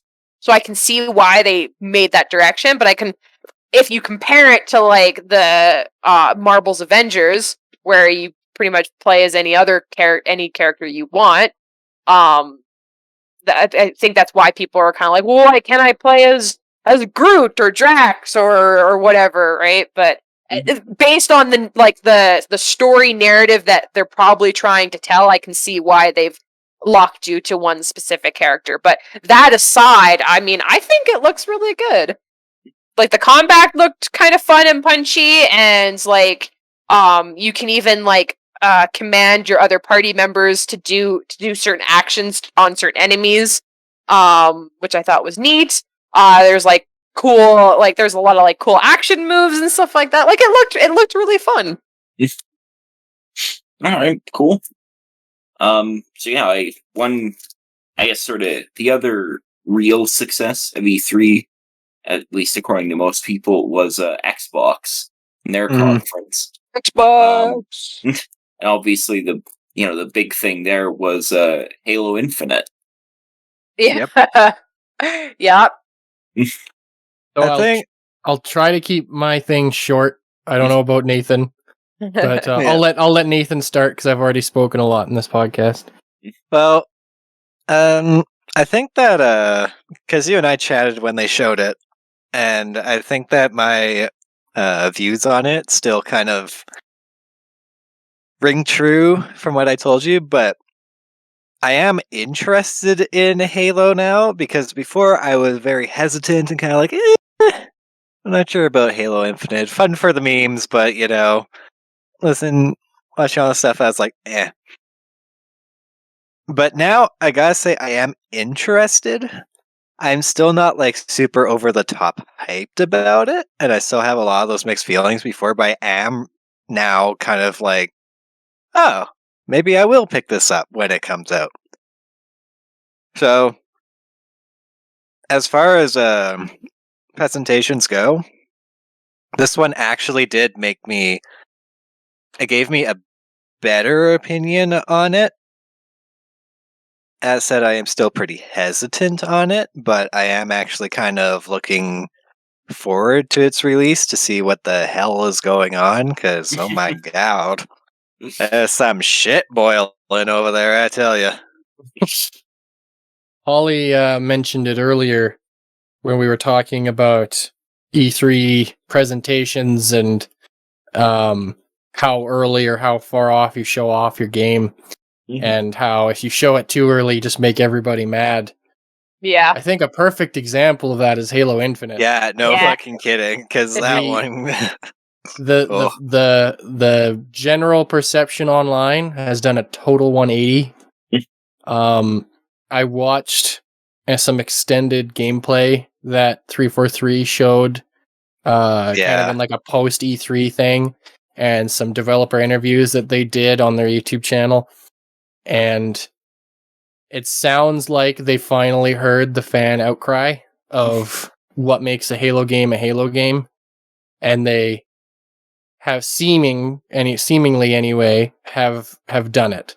When I watch the multiplayer footage that they have shown, to me it looks like it kind of weird way to put it. It looks like what Halo 4 should have been. Like, yeah. It looks like Halo 3, but expanded and new innovations, but still with Halo 3's guts. Yeah, Halo it really looks like they took those two and just kind of smooshed them together. Well, not even that. Like, to me, it looks like, and it looks like a sequel to Bungie's Halo games, Mm. which is what 343 has failed at twice. And I'm very excited. And I think that they hired back a couple previous developers that worked at Bungie, and now the lead director, the lead storyboarding director or something along those lines. It's the same guy that was in the same position at Bungie for the first 3 Halo games. So I think the Master Chief Collection opened their eyes. I think the fandom abandoning Halo 4 and 5 and playing the Master Chief Collection rigorously, specifically playing Halo 2 and Halo 3, are consistently the highest played Halo games using that collection. And when the Halo Master Chief Collection came to PC, it was Halo 2 and Halo 3 that sold the best. I think the message was sent, and I think it was finally received, that those are Halo, and what you've done is Call of Duty in the Halo universe. And you did a worse job than actual Call of Duty. Whereas, so far, gameplay, because of most of what we've been shown, besides a little snippet teaser, is just the multiplayer. Which, that's the big thing for most people out there. I get that. I'm more of a campaign man myself, but I do enjoy the multiplayer from time to time. But that's mostly what they've shown. And everything I've watched has me going, holy shit, I think Halo's finally back. Like, it remains to be seen if it's good or if it recaptures the attention of gamers the way Halo 3 did back in the day. I don't think it will, just because of, well, who knows, with it being free to play now, the multiplayer anyway, all kinds of people are going to try it, and you know, like it could actually recapture that point. But yeah, I kind of lost myself again, but what I think what I'm trying to say is I went from being lukewarm, kind of optimistic and hopeful, but fully prepared for it to just flop again, just because my tastes have not changed that much, but the industry has. So sometimes I'm pretty hard to please, especially when it comes to series like Halo that mean so much to me, or meant so much to me. Yeah. And so far, what I've seen from the gameplay, I am actually starting to get excited. And if they have a story mode trailer type thing a month from now or 2 or 3 months from now before it launches, and the story looks like it's going to fix the many problems I have with Halo 4 and 5's narrative, I'm very excited. I went from cautiously optimistic to just optimistic, and yeah, I think that's a good thing. And I'm very excited to see what comes of this. And I mean, the multiplayer, I mean, the campaign is coming to Game Pass on day one. So if you already have a Game Pass subscription, the multiplayer is already free to play anyway. You basically just have the game for free. And the multiplayer, regardless, they removed the need for Xbox Live Gold for free to play games. So the multiplayer is just straight up free. I'll probably try the multiplayer regardless at launch, just to try the multiplayer, because why not? And who knows? It could be the game that gets me back into online multiplayer, because I have not enjoyed an online multiplayer game, I think, since Halo 3. Yeah. So that's a little bit of an, like, when I say enjoy, I mean like playing with randoms and just whatever. Like I did enjoy Halo Reach when I played it with friends online, or even Halo 3 I mostly played with my friends. But Halo 3 was the last time where if none of my friends were online, I still played Halo. And I'm hoping Infinite can be the game to drag me back to it.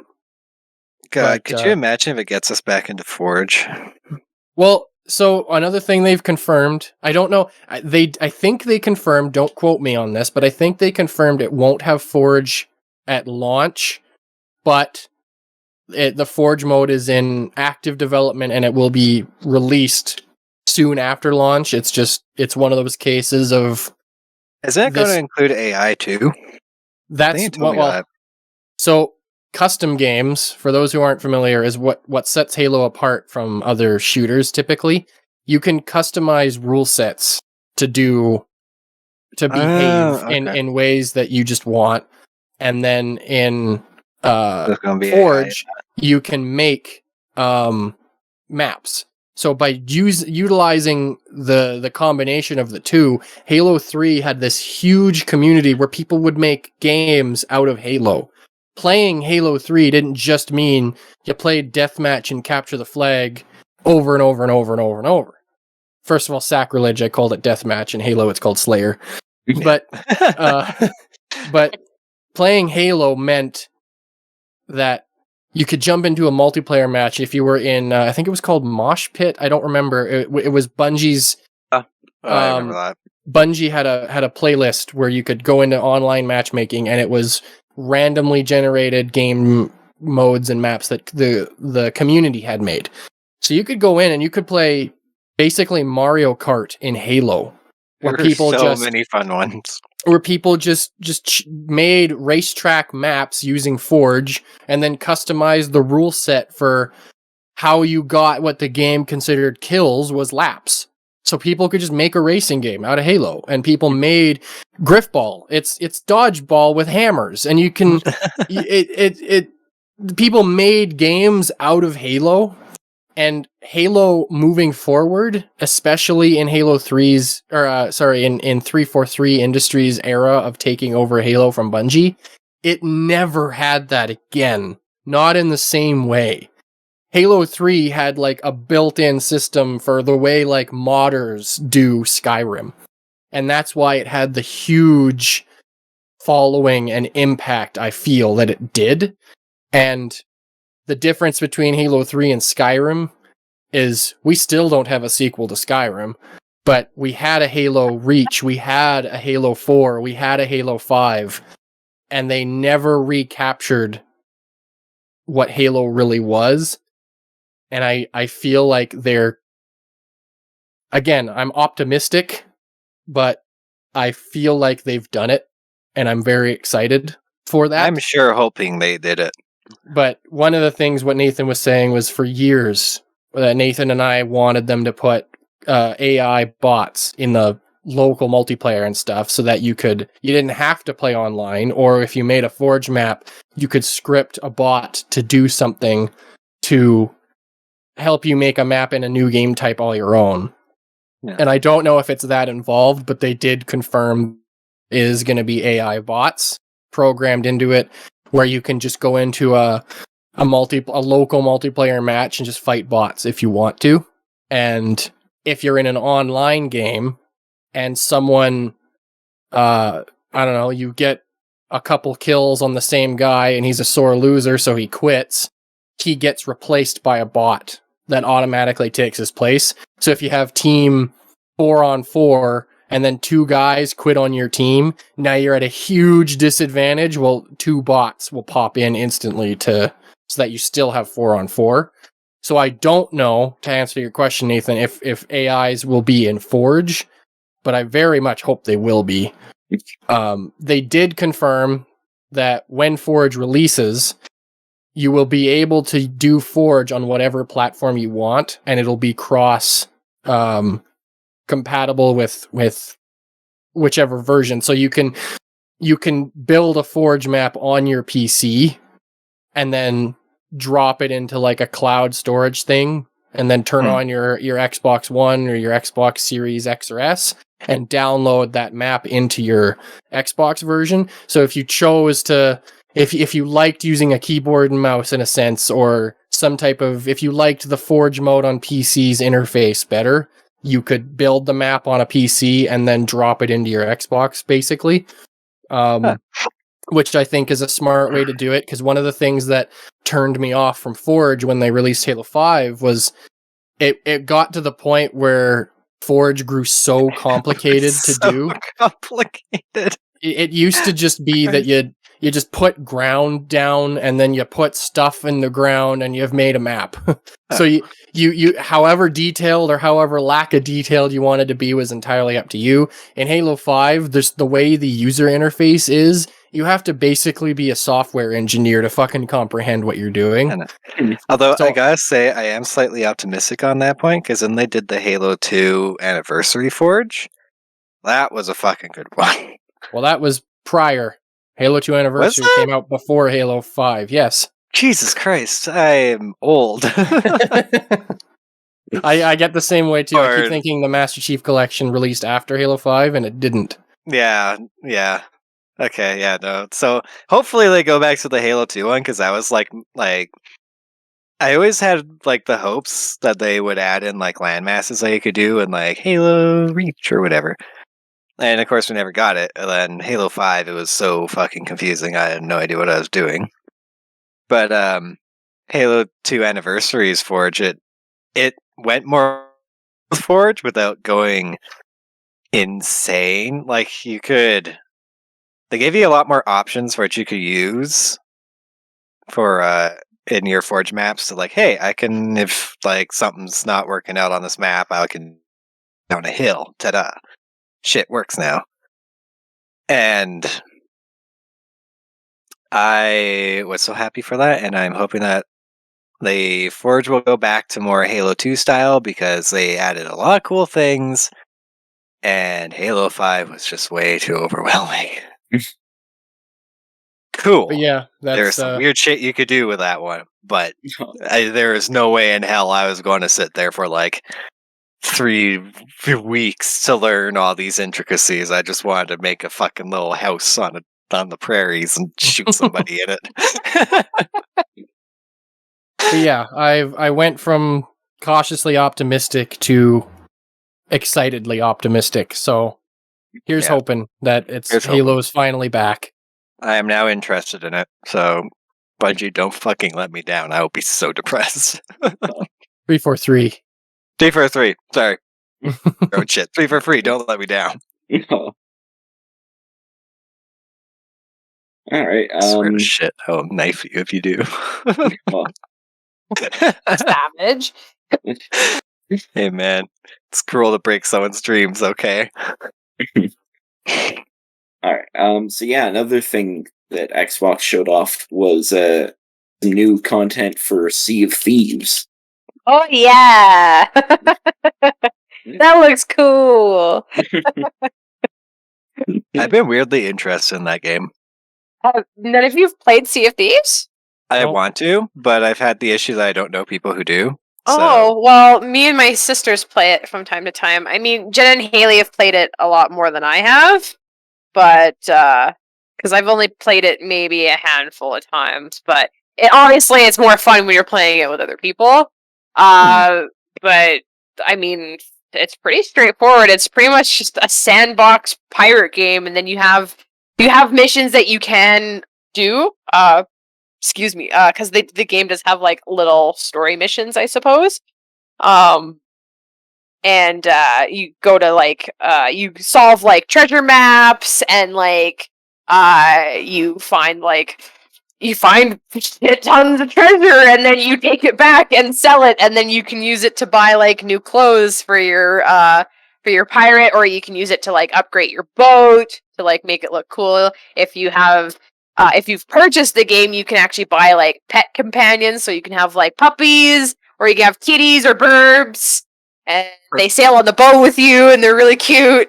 And the water physics and like the graphics of the water is stunning for any game that I've ever played. Like, it is phenomenal. Like, it's the best part of the game ever. Like, sometimes Jen and Haley and I get so distracted just sitting on the boat and watching the water, especially when it's like clear and sunny, and then the water's that really nice bright blue color, because the water will change color depending on like the weather or whatever.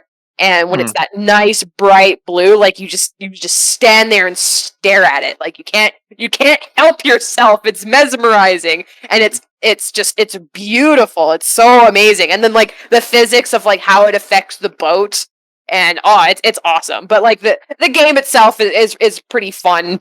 Like I guess the combat's pretty simple, pretty generic. Like I can only describe it as like, I don't know. It's I mean, it's nothing special, I guess. So like, it's okay, but I don't like fighting skeletons very much.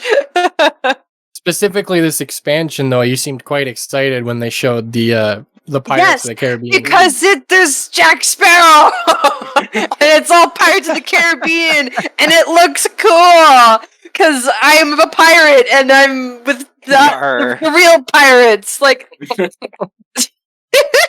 like that's like your fantasy as like a kid. Like obviously I was a kid when like the Pirates of the Caribbean came out.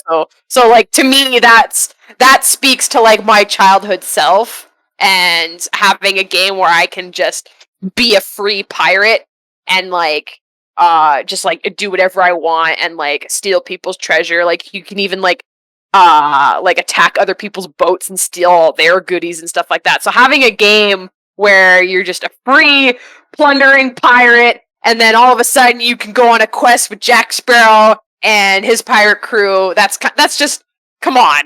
Like, how can you not be excited about that? Unless you hate pirates. In which case you suck. Well, damn. Wow. But, because like, I guess all of you guys haven't played it.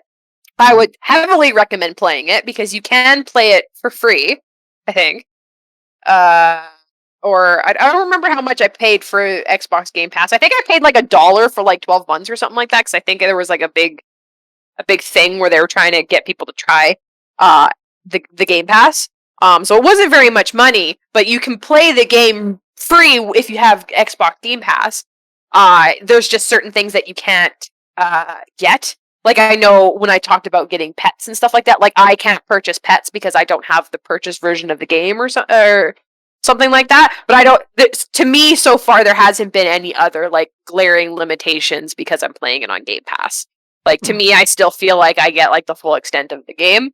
So if you're worried about that front of it, but I think now the game is only, like, $39 Canadian right now.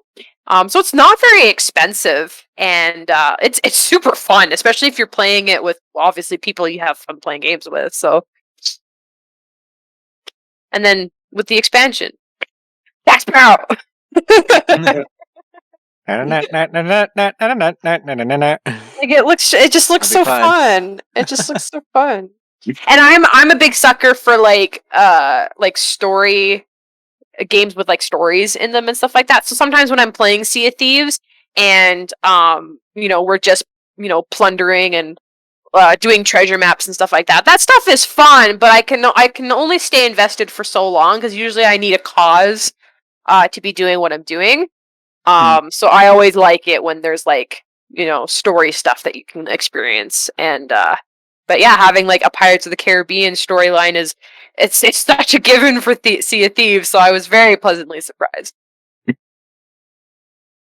All right. So another one that's getting a fair bit of hype is Redfall. Oh, is that the vampires? Oh yeah. Yeah. Yeah. Yeah. Yeah, Nathan, you've got your name on this one. So, now, I will always premise this shit with like, I really like occult stuff is always like fascinating to me. Things like World of Darkness and all that, which there's another one about that later on. Oh, it was my time during those ones, trust me. Redfall seems... I'm down. I was jiving. I'm just like, oh hey, instead of like zombies and bullshit, we're fighting cultists and vampires. I am totally down with this. This seems sick. I'm so sick of zombies. I have a question for you, since it is a game you're excited for.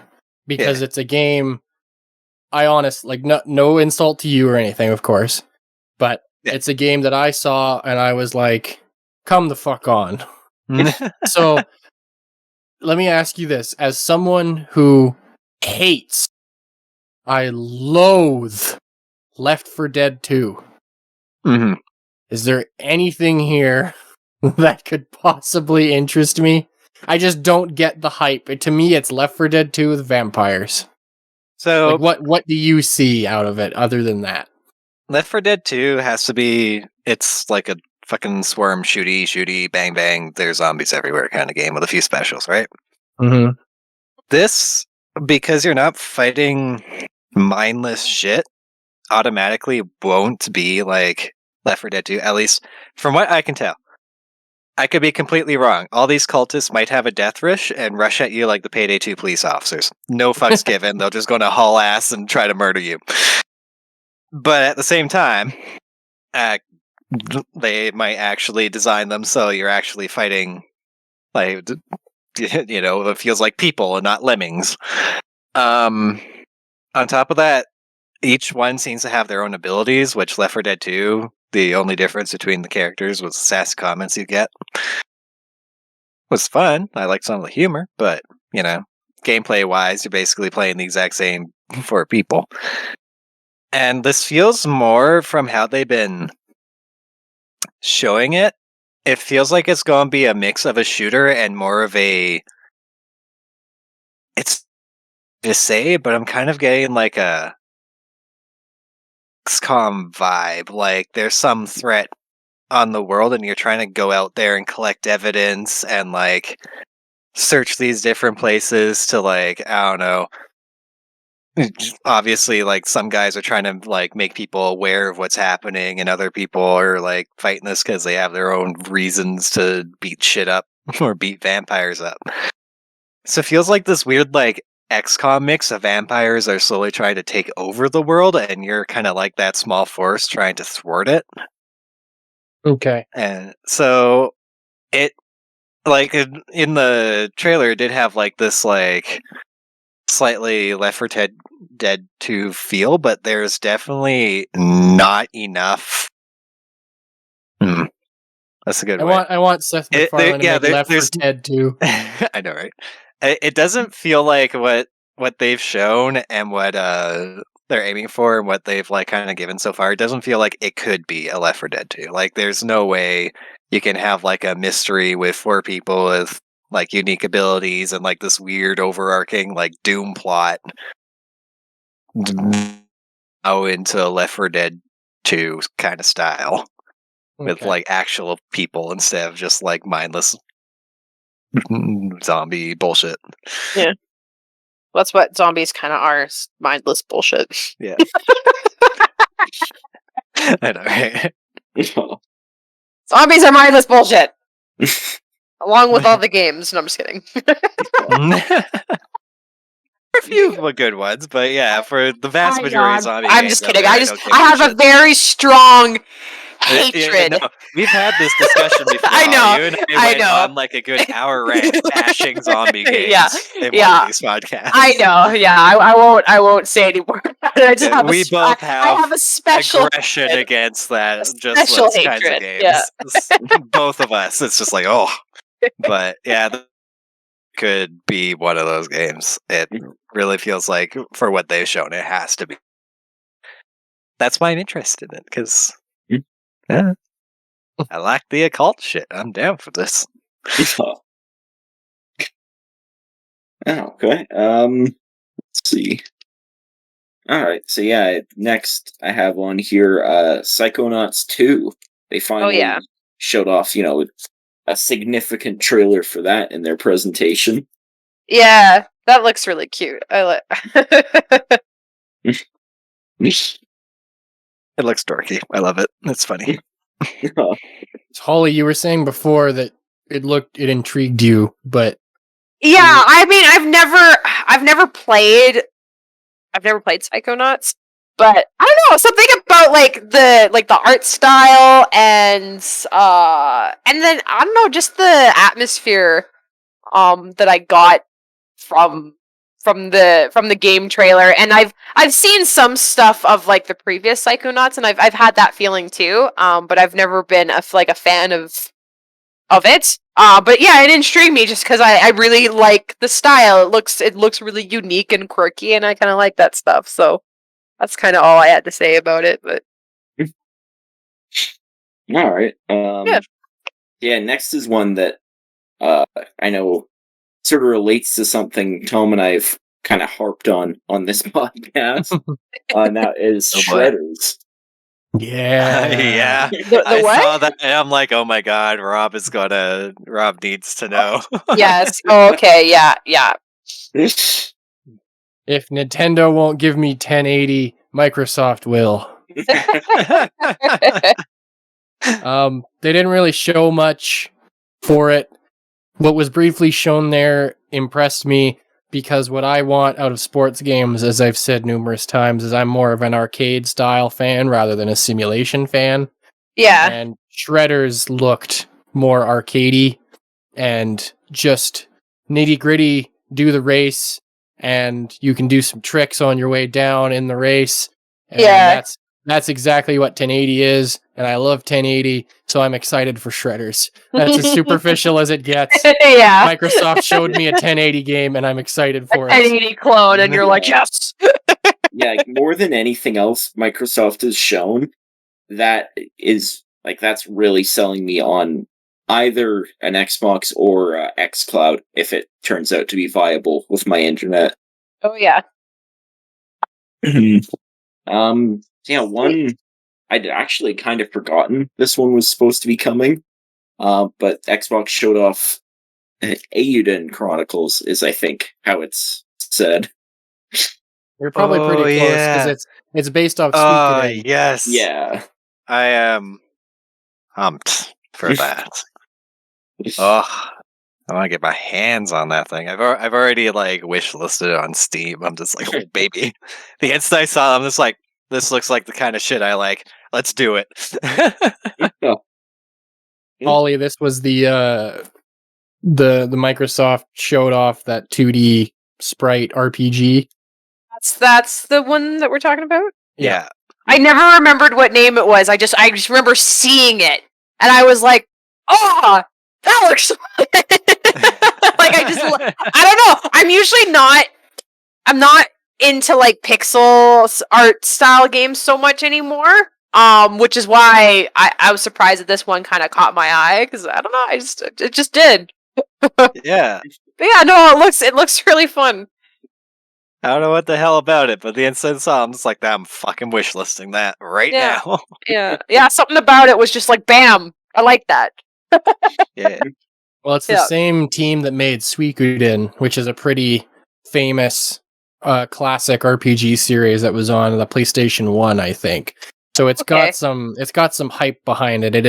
It's got a little bit of hype, not to the same degree, but in the same sense of like when Hideo Kojima was making Death Stranding. Right. It's like, oh, the Metal Gear guy's making something else, and this is still an RPG. What Suikoden was, but it's people are just excited because it's that guy making an RPG again. Yeah. Yeah. But I just quickly wanted to say, Rob, did you notice in that did you see the trailer? Yeah. Did you notice the combat was very reminiscent of Golden Sun?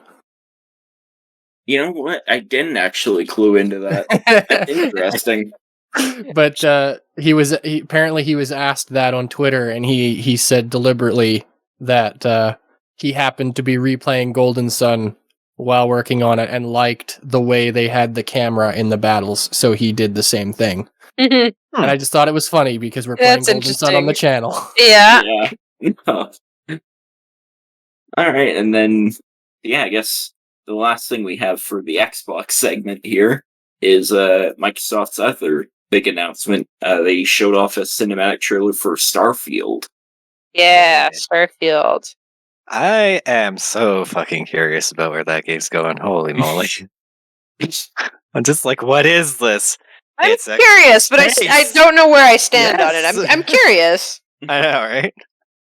Well, Todd Howard was in an interview, or he just said some words, I'm not sure, but he described Starfield after the E3 thing as he described it as Skyrim in space, but you're Han Solo. So I am interested. so curious as to what the fuck that means. The reason why it didn't stand out to me was because I did not get shown anything beyond. Yeah. Beyond the It was- cinematic. Yeah. Yeah. But But I am so Yeah, curious. curious, I so curious. want to know. So want to know what the fuck is happening because I like space.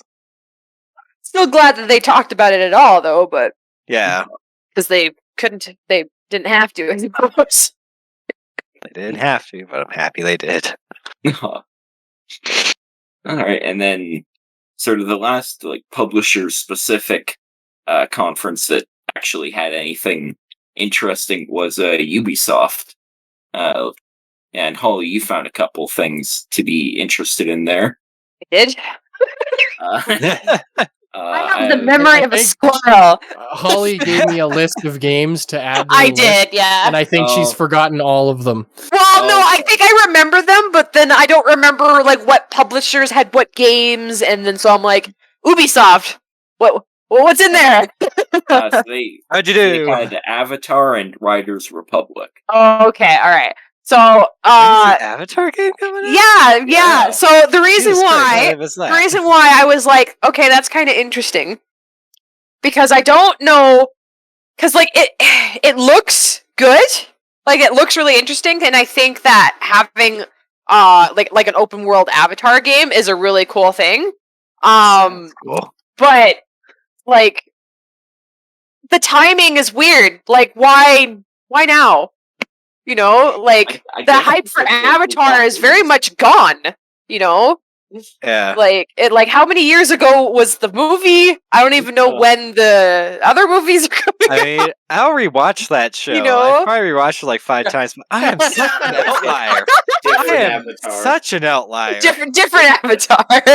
Oh, hold Yeah, on. We're talking about the seconds. James Cameron movie, Yeah, Oh. blue cat people Avatar. Can you tell I didn't watch their go through? I just totally didn't even remember So realize funny. it was Oh my god, that's yeah, hilarious. fucking More Avatar blue cats, was less like airbending. okay. Yes, yeah, more I blue would cats, love less an open airbending. world. Fucking, I want to be an airbender, but you know. Fly around Okay. as an airbender. Now that I got that figured out, I Yeah. can totally see what you're Anyhow, but yeah, like it's so weird that Fuck. like yeah, why? Like it's cool, but Well- why? Did we have did we play an It's just Avatar weird. game like ages ago, Tan? I thought you had owned one. Well, yeah, Did you there just call him was. Tan.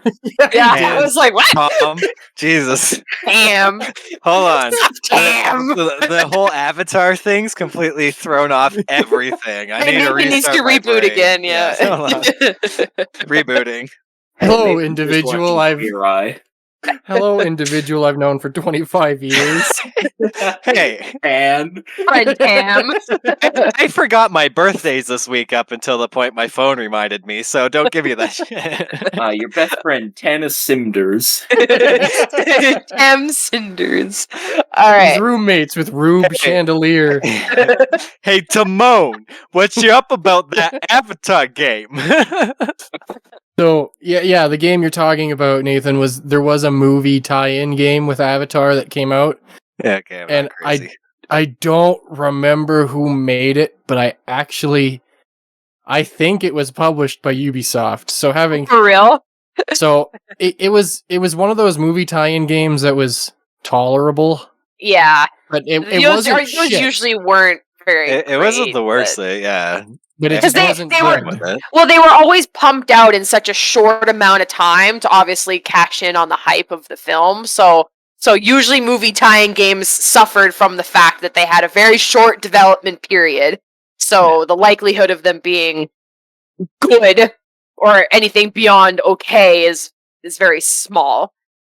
Yeah. But yeah, but I don't know. I was just very curious about it because like I would have loved this game like when did Avatar come out? 10 years ago? 2009. F-Car. So Avatar. So like yeah, over like 10 years ago. I would have liked this game then.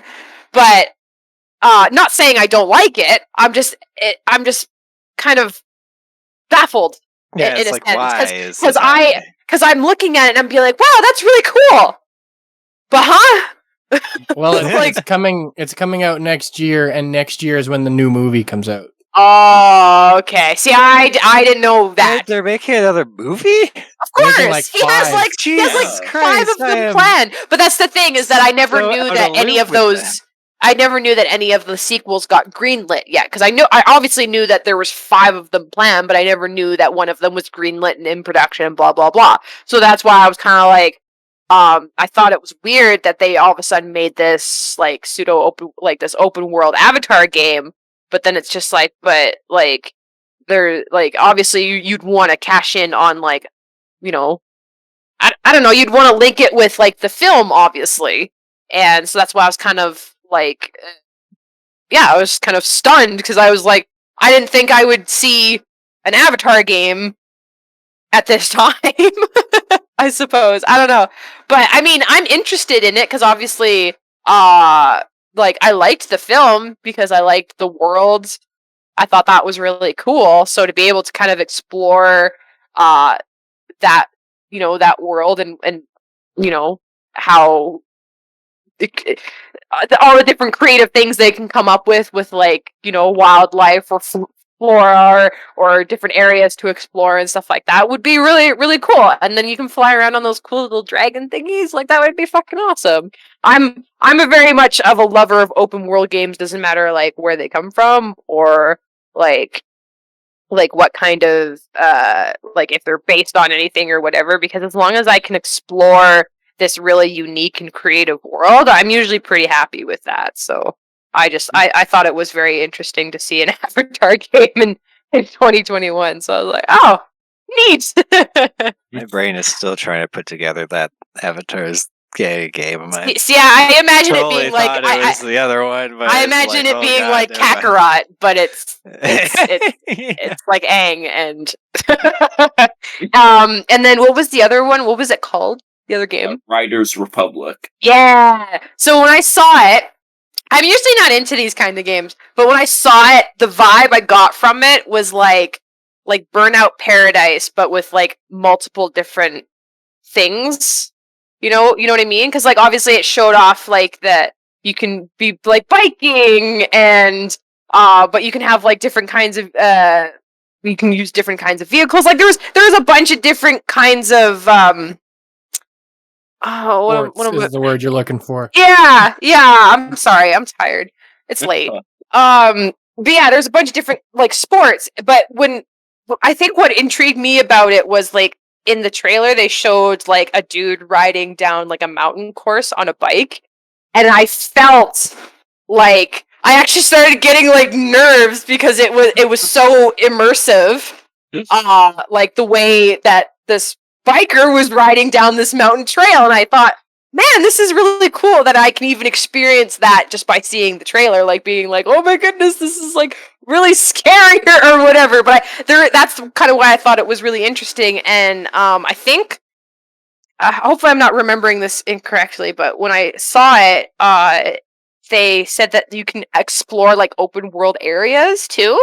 Yeah. Which I thought was really neat. And that's where I kind of got like the Burnout Paradise kind of feel, where you can kind of like just, drive around and cause chaos and, and explore and do things like that. That's where I kind of got that vibe, because that's what I used to do in Burnout all the time, is I would just drive around and cause mayhem. For a moment there when you're talking about like how like it was just like, whoa, this Borbite game is like making me like, oh my God, don't fall or whatever. I Yeah. was just sitting here, I was thinking, man, if you could have watched me and Tom play that fucking quad game that we used to play, you would have had like heart palpitations every 2 minutes, because we're just like, hey, let's do midair jousting off these ramps. I don't know, maybe I missed that That's feeling another because game, by the way. I'd love to see more of those games. I Yeah. miss those quad I games. probably got that feeling during that scene, like I guess scene or whatever, because I've actually ridden like a bike down a steep mountain before, Yeah, that's fair. and it's I guess it like triggered that feeling of the oh my god, death might await me at the bottom. But I don't know. But the whole thing just kind of looked really fun, because to me it just kind of looked like a game where you can kind of just romp around and do fun shit in. And I miss those kind of games, because those are the kind of games that I used to have a lot of fun in when I was a kid. And I missed mid-air Yeah. jousting with Tom. Yeah, Those there you were fun go. games. Yeah, games where I can just cause shit and I don't have to worry about, Eating our poor little storylines or people off cliffs to watch their bodies do ragdolling Sure. acts But into yeah, no, valleys. it just looked really fun and like obviously like the game looked really good too. Like a lot of the areas were very beautiful and scenic and I just was kind of like, wow. Yeah. I'm surprised. Yeah, I hadn't thought about the Burnout Paradise comparison. That does Yeah. actually go a long way to explaining why I think Riders Republic looks so cool. 'Cause I love Yeah, like I don't know why I got that vibe, but I did. I don't know. Yeah. Hmm. Yeah, it looked interesting. That's all I have to say about it. Alright, cool. So yeah, I guess next up is the PC gaming show. Had some interesting stuff. Including one that I know Nathan was interested in, Vampire the Masquerade. Or vampires. Yeah. I mean, Specifically Swan Song. Mhm. yeah.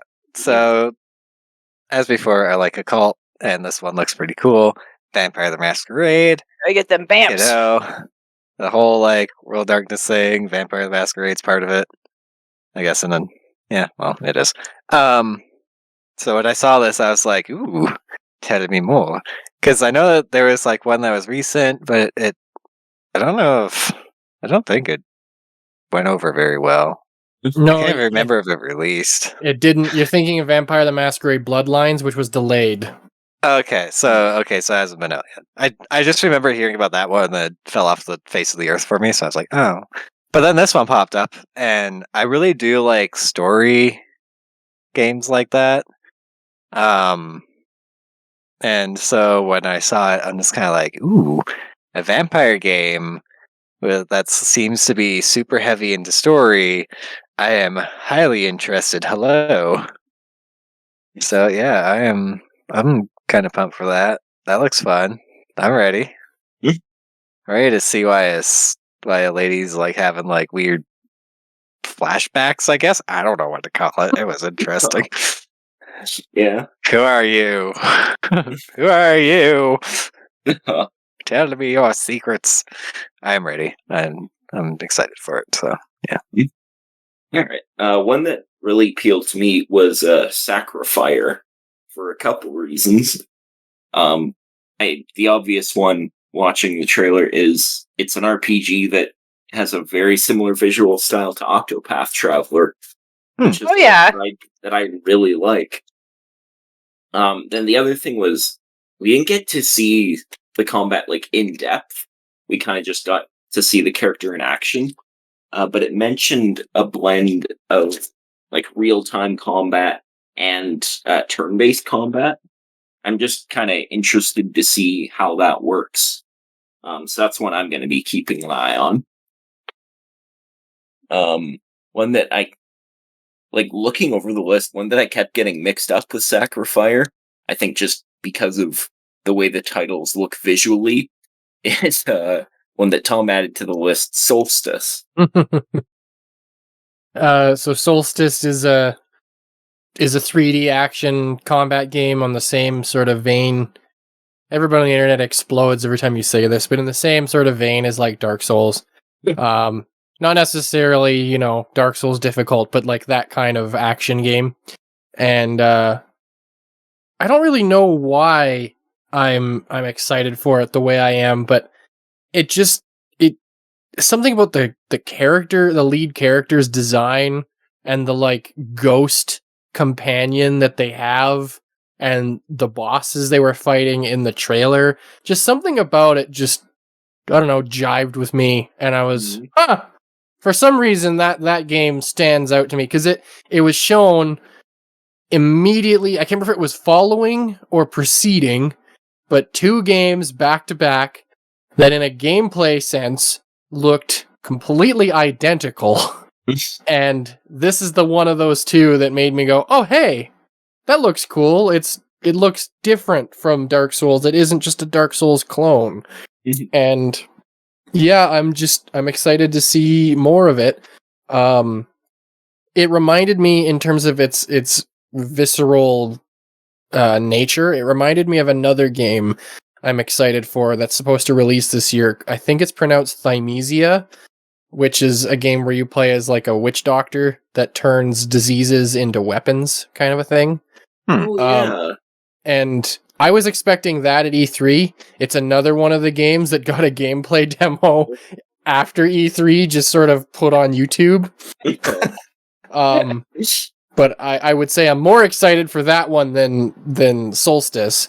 But I'm excited for them for the same reasons, where they're taking the sort of proven gameplay loop formula of Bloodborne and Dark Souls and Demon Souls and doing some new stuff with it. And I just liked what I saw. Pretty much all I have to say about it. All right.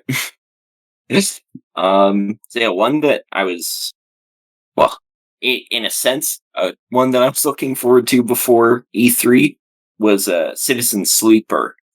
I didn't know that was what it was going to Yes. be called. But basically, like a few months ago, the developer who I was following because he had made In Other Waters, which I loved, he, said that he was going to be basically announcing his new game during this sort of like online convention. That was announced as Project Sidereal with just a trailer. Then a week before E3, he said he was going to be like showing off the actual game. And yeah, it turned out to be Citizen Sleeper, which looks great. It's going to be like sort of a cyberpunk role-playing game. It's got, the art looks really good. If they keep the voice acting from the trailer, that aspect of the game looks really good. Nathan, I know this was one that interested you as well. The game just looks so cool. I really want to try it. I saw it. I'm like, I don't know what this is, but I already like it. It looks so fascinating, and I am totally down for when that thing gets out. I'm just gonna. I'm going to play that. Yeah, like he announced, oh yeah, it's going to be part of the PC gaming show, which starts at 3:30. Well, yeah, like 3:30 our time. So Yeah. I got there right at the beginning of the PC gaming show. Just kind of had it on in the background while I did other stuff, so I didn't miss it. And then it was the second last announcement of the show. Yeah. But yeah, I'm just super excited for that game. Same. Looks fun. And then, yeah, I guess sort of our last segment here. Immediately after the PC gaming show was the Future Games show. And I know, Tom, you mentioned earlier that you had one other big surprise. I'm assuming this game is the one you were talking about. Yes. For years, I've wanted Capcom to make a new Dino Crisis. Yeah. And just like how Microsoft is giving me a new 1080, Hashbane Limited is giving me a new Dino Crisis.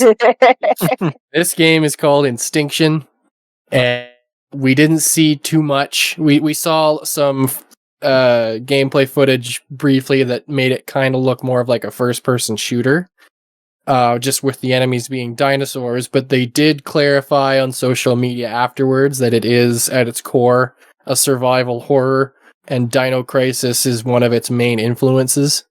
That's awesome. So, yeah, it's another had even though it's an unproven IP, it's a new IP, and it's a developer I honestly have not heard about. Maybe I've played something they've done, but I am unfamiliar with the name. Unless I have to look them up to find out. But despite all that, had Metroid Dread not been announced and shown, this would have been it stole E3 for me. Your E3 highlight. Yeah. I don't understand how we have so many games of varying genres that, we have high fantasy games that have things like dragons and giant monsters and whatever, and then we have horror games that just keep recycling zombies and werewolves over and over and over. And in real life, at a point in the Earth's evolutionary chain, we basically had fantasy monsters factually roam the Earth, and nobody or very little people take advantage of that. Yeah. And so Dino Crisis, when I played it on my Dreamcast, I immediately was mesmerized with the survival horror sort of classic Resident Evil formula, because that's what it was. It was the same game engine as Resident Evil 2 back in the day. But something as simple as swapping out the zombies for dinosaurs and making the necessary tweaks by doing so, where the enemies come at you real fast, so you have to have weapons to fend them off, but your weapons will basically never kill them, so it's just keep moving, stay alive, solve the mystery of this island, why the dinosaurs are here, so on and so forth. I was so captivated by it, despite the visual limitations of a game that old, and immediately I was hooked. And it made me very sad that Capcom has never released... Dino Crisis 2 was a game that was fairly well received back in the day. Dino Crisis 3... not so much. No, it bombed hard and went in a completely left field direction. And so I don't think Capcom... I had a glimmer of hope from Capcom about a year ago, I think, year and a half maybe.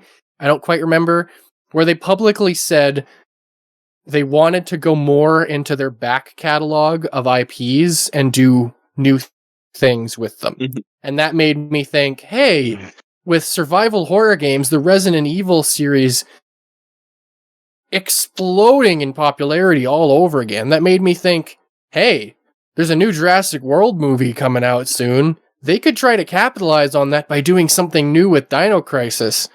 And maybe they still are. Maybe they're waiting until Jurassic World, I think it's Dominion, I think is the name. Yeah. Maybe they're waiting until closer to that movie to just even announce it or something. Who knows? But clearly other developers figured that out before Capcom. Yeah. And it just, I'm very excited. I hope it's good. I hope they pull it off.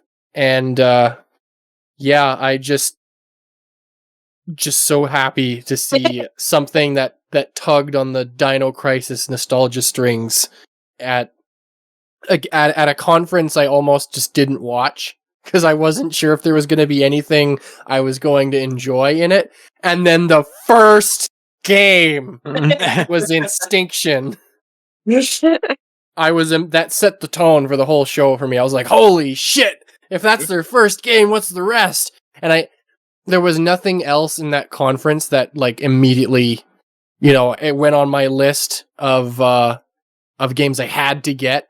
I think there were quite a few that are on my list that I took note of, but out of my like 15 games out of E3, I only put I think 5 or 6 of them in the podcast list, just because we don't have 10 hours. Yeah. But Instinction was, I was so happy to see that. And I thought it was kind of funny because we kind of watched the PC gaming conference kind of all together on Discord, where occasionally one of us would, this looked cool. Did you guys see that? Oh yeah, that looked cool. And then Nathan said, I'm not going to watch this one. Let me know if anything cool comes up. And then immediately after, a game that looks just like Dino Crisis! And like basically like a minute after I typed, I just see that come from Tom. I was like, well, apparently something interesting came up. Hey there, buddy. Yes, Instinction. I'm very excited. I'm so happy that it exists.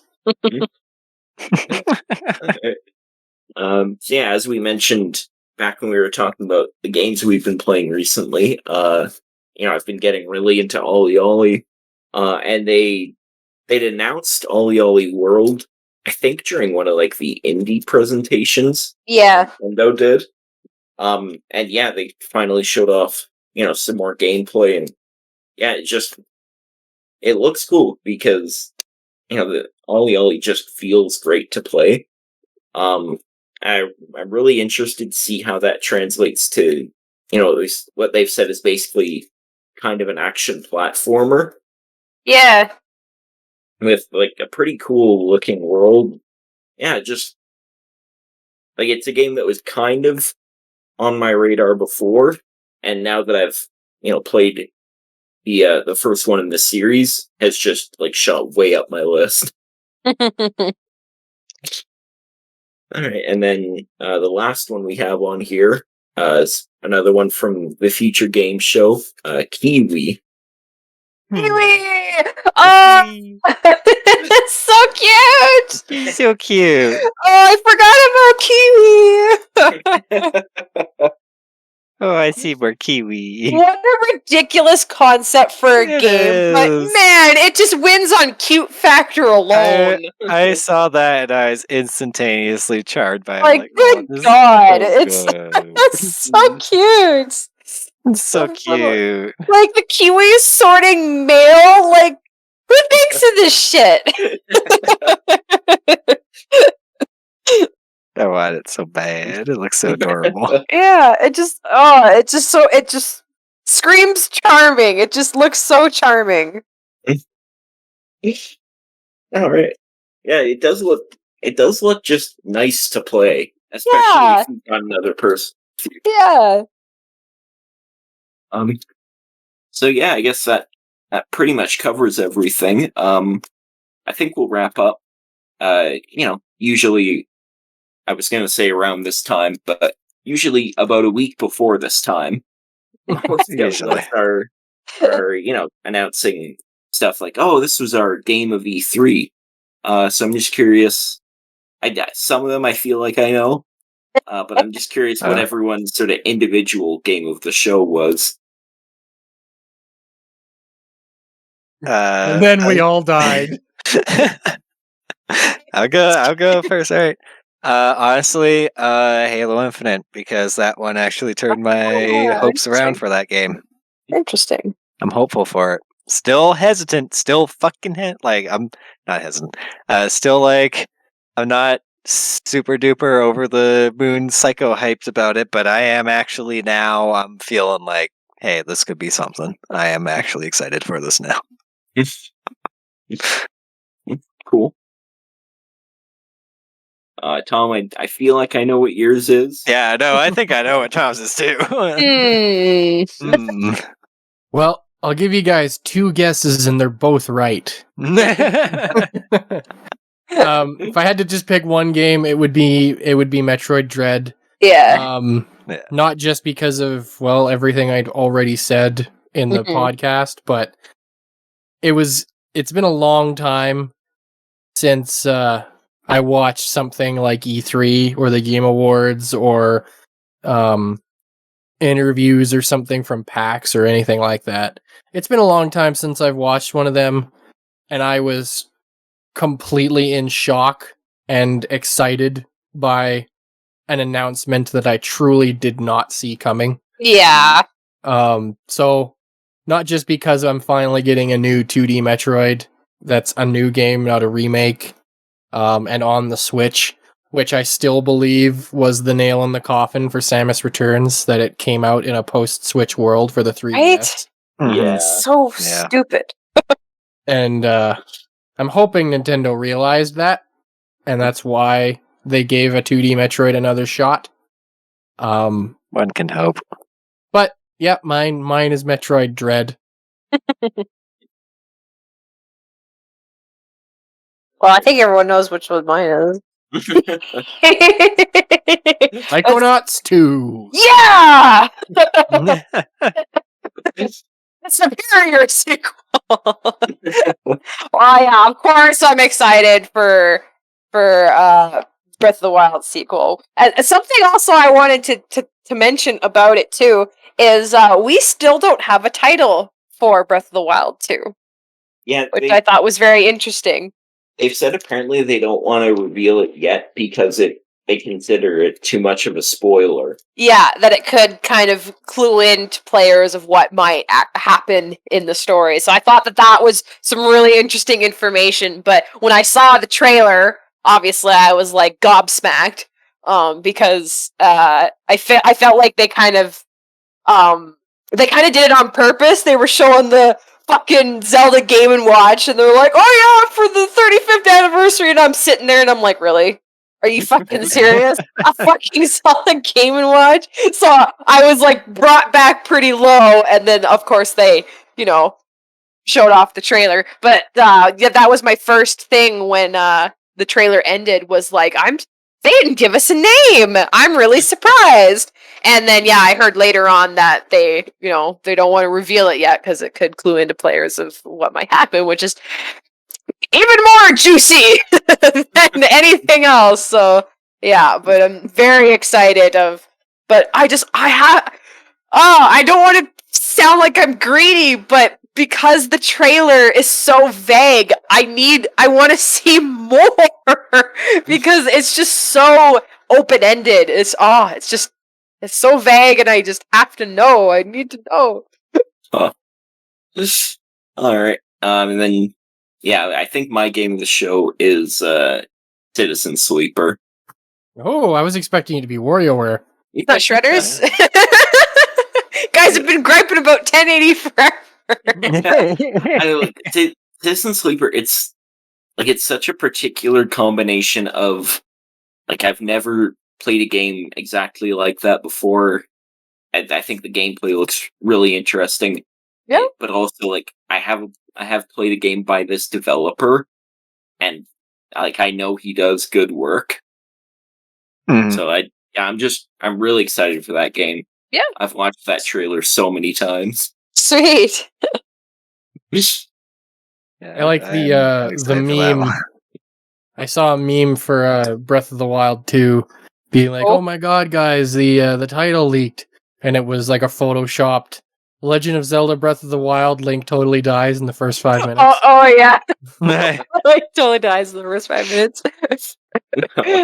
Yeah. You never know, it could happen. And for anybody at home watching or listening to the podcast, or maybe looking at our beautiful background, if anybody's wondering where did we get such a good render of the new design of Link, that was drawn by none other than Holly. No, it wasn't. In case anybody's wondering. Don't lie to me. It was.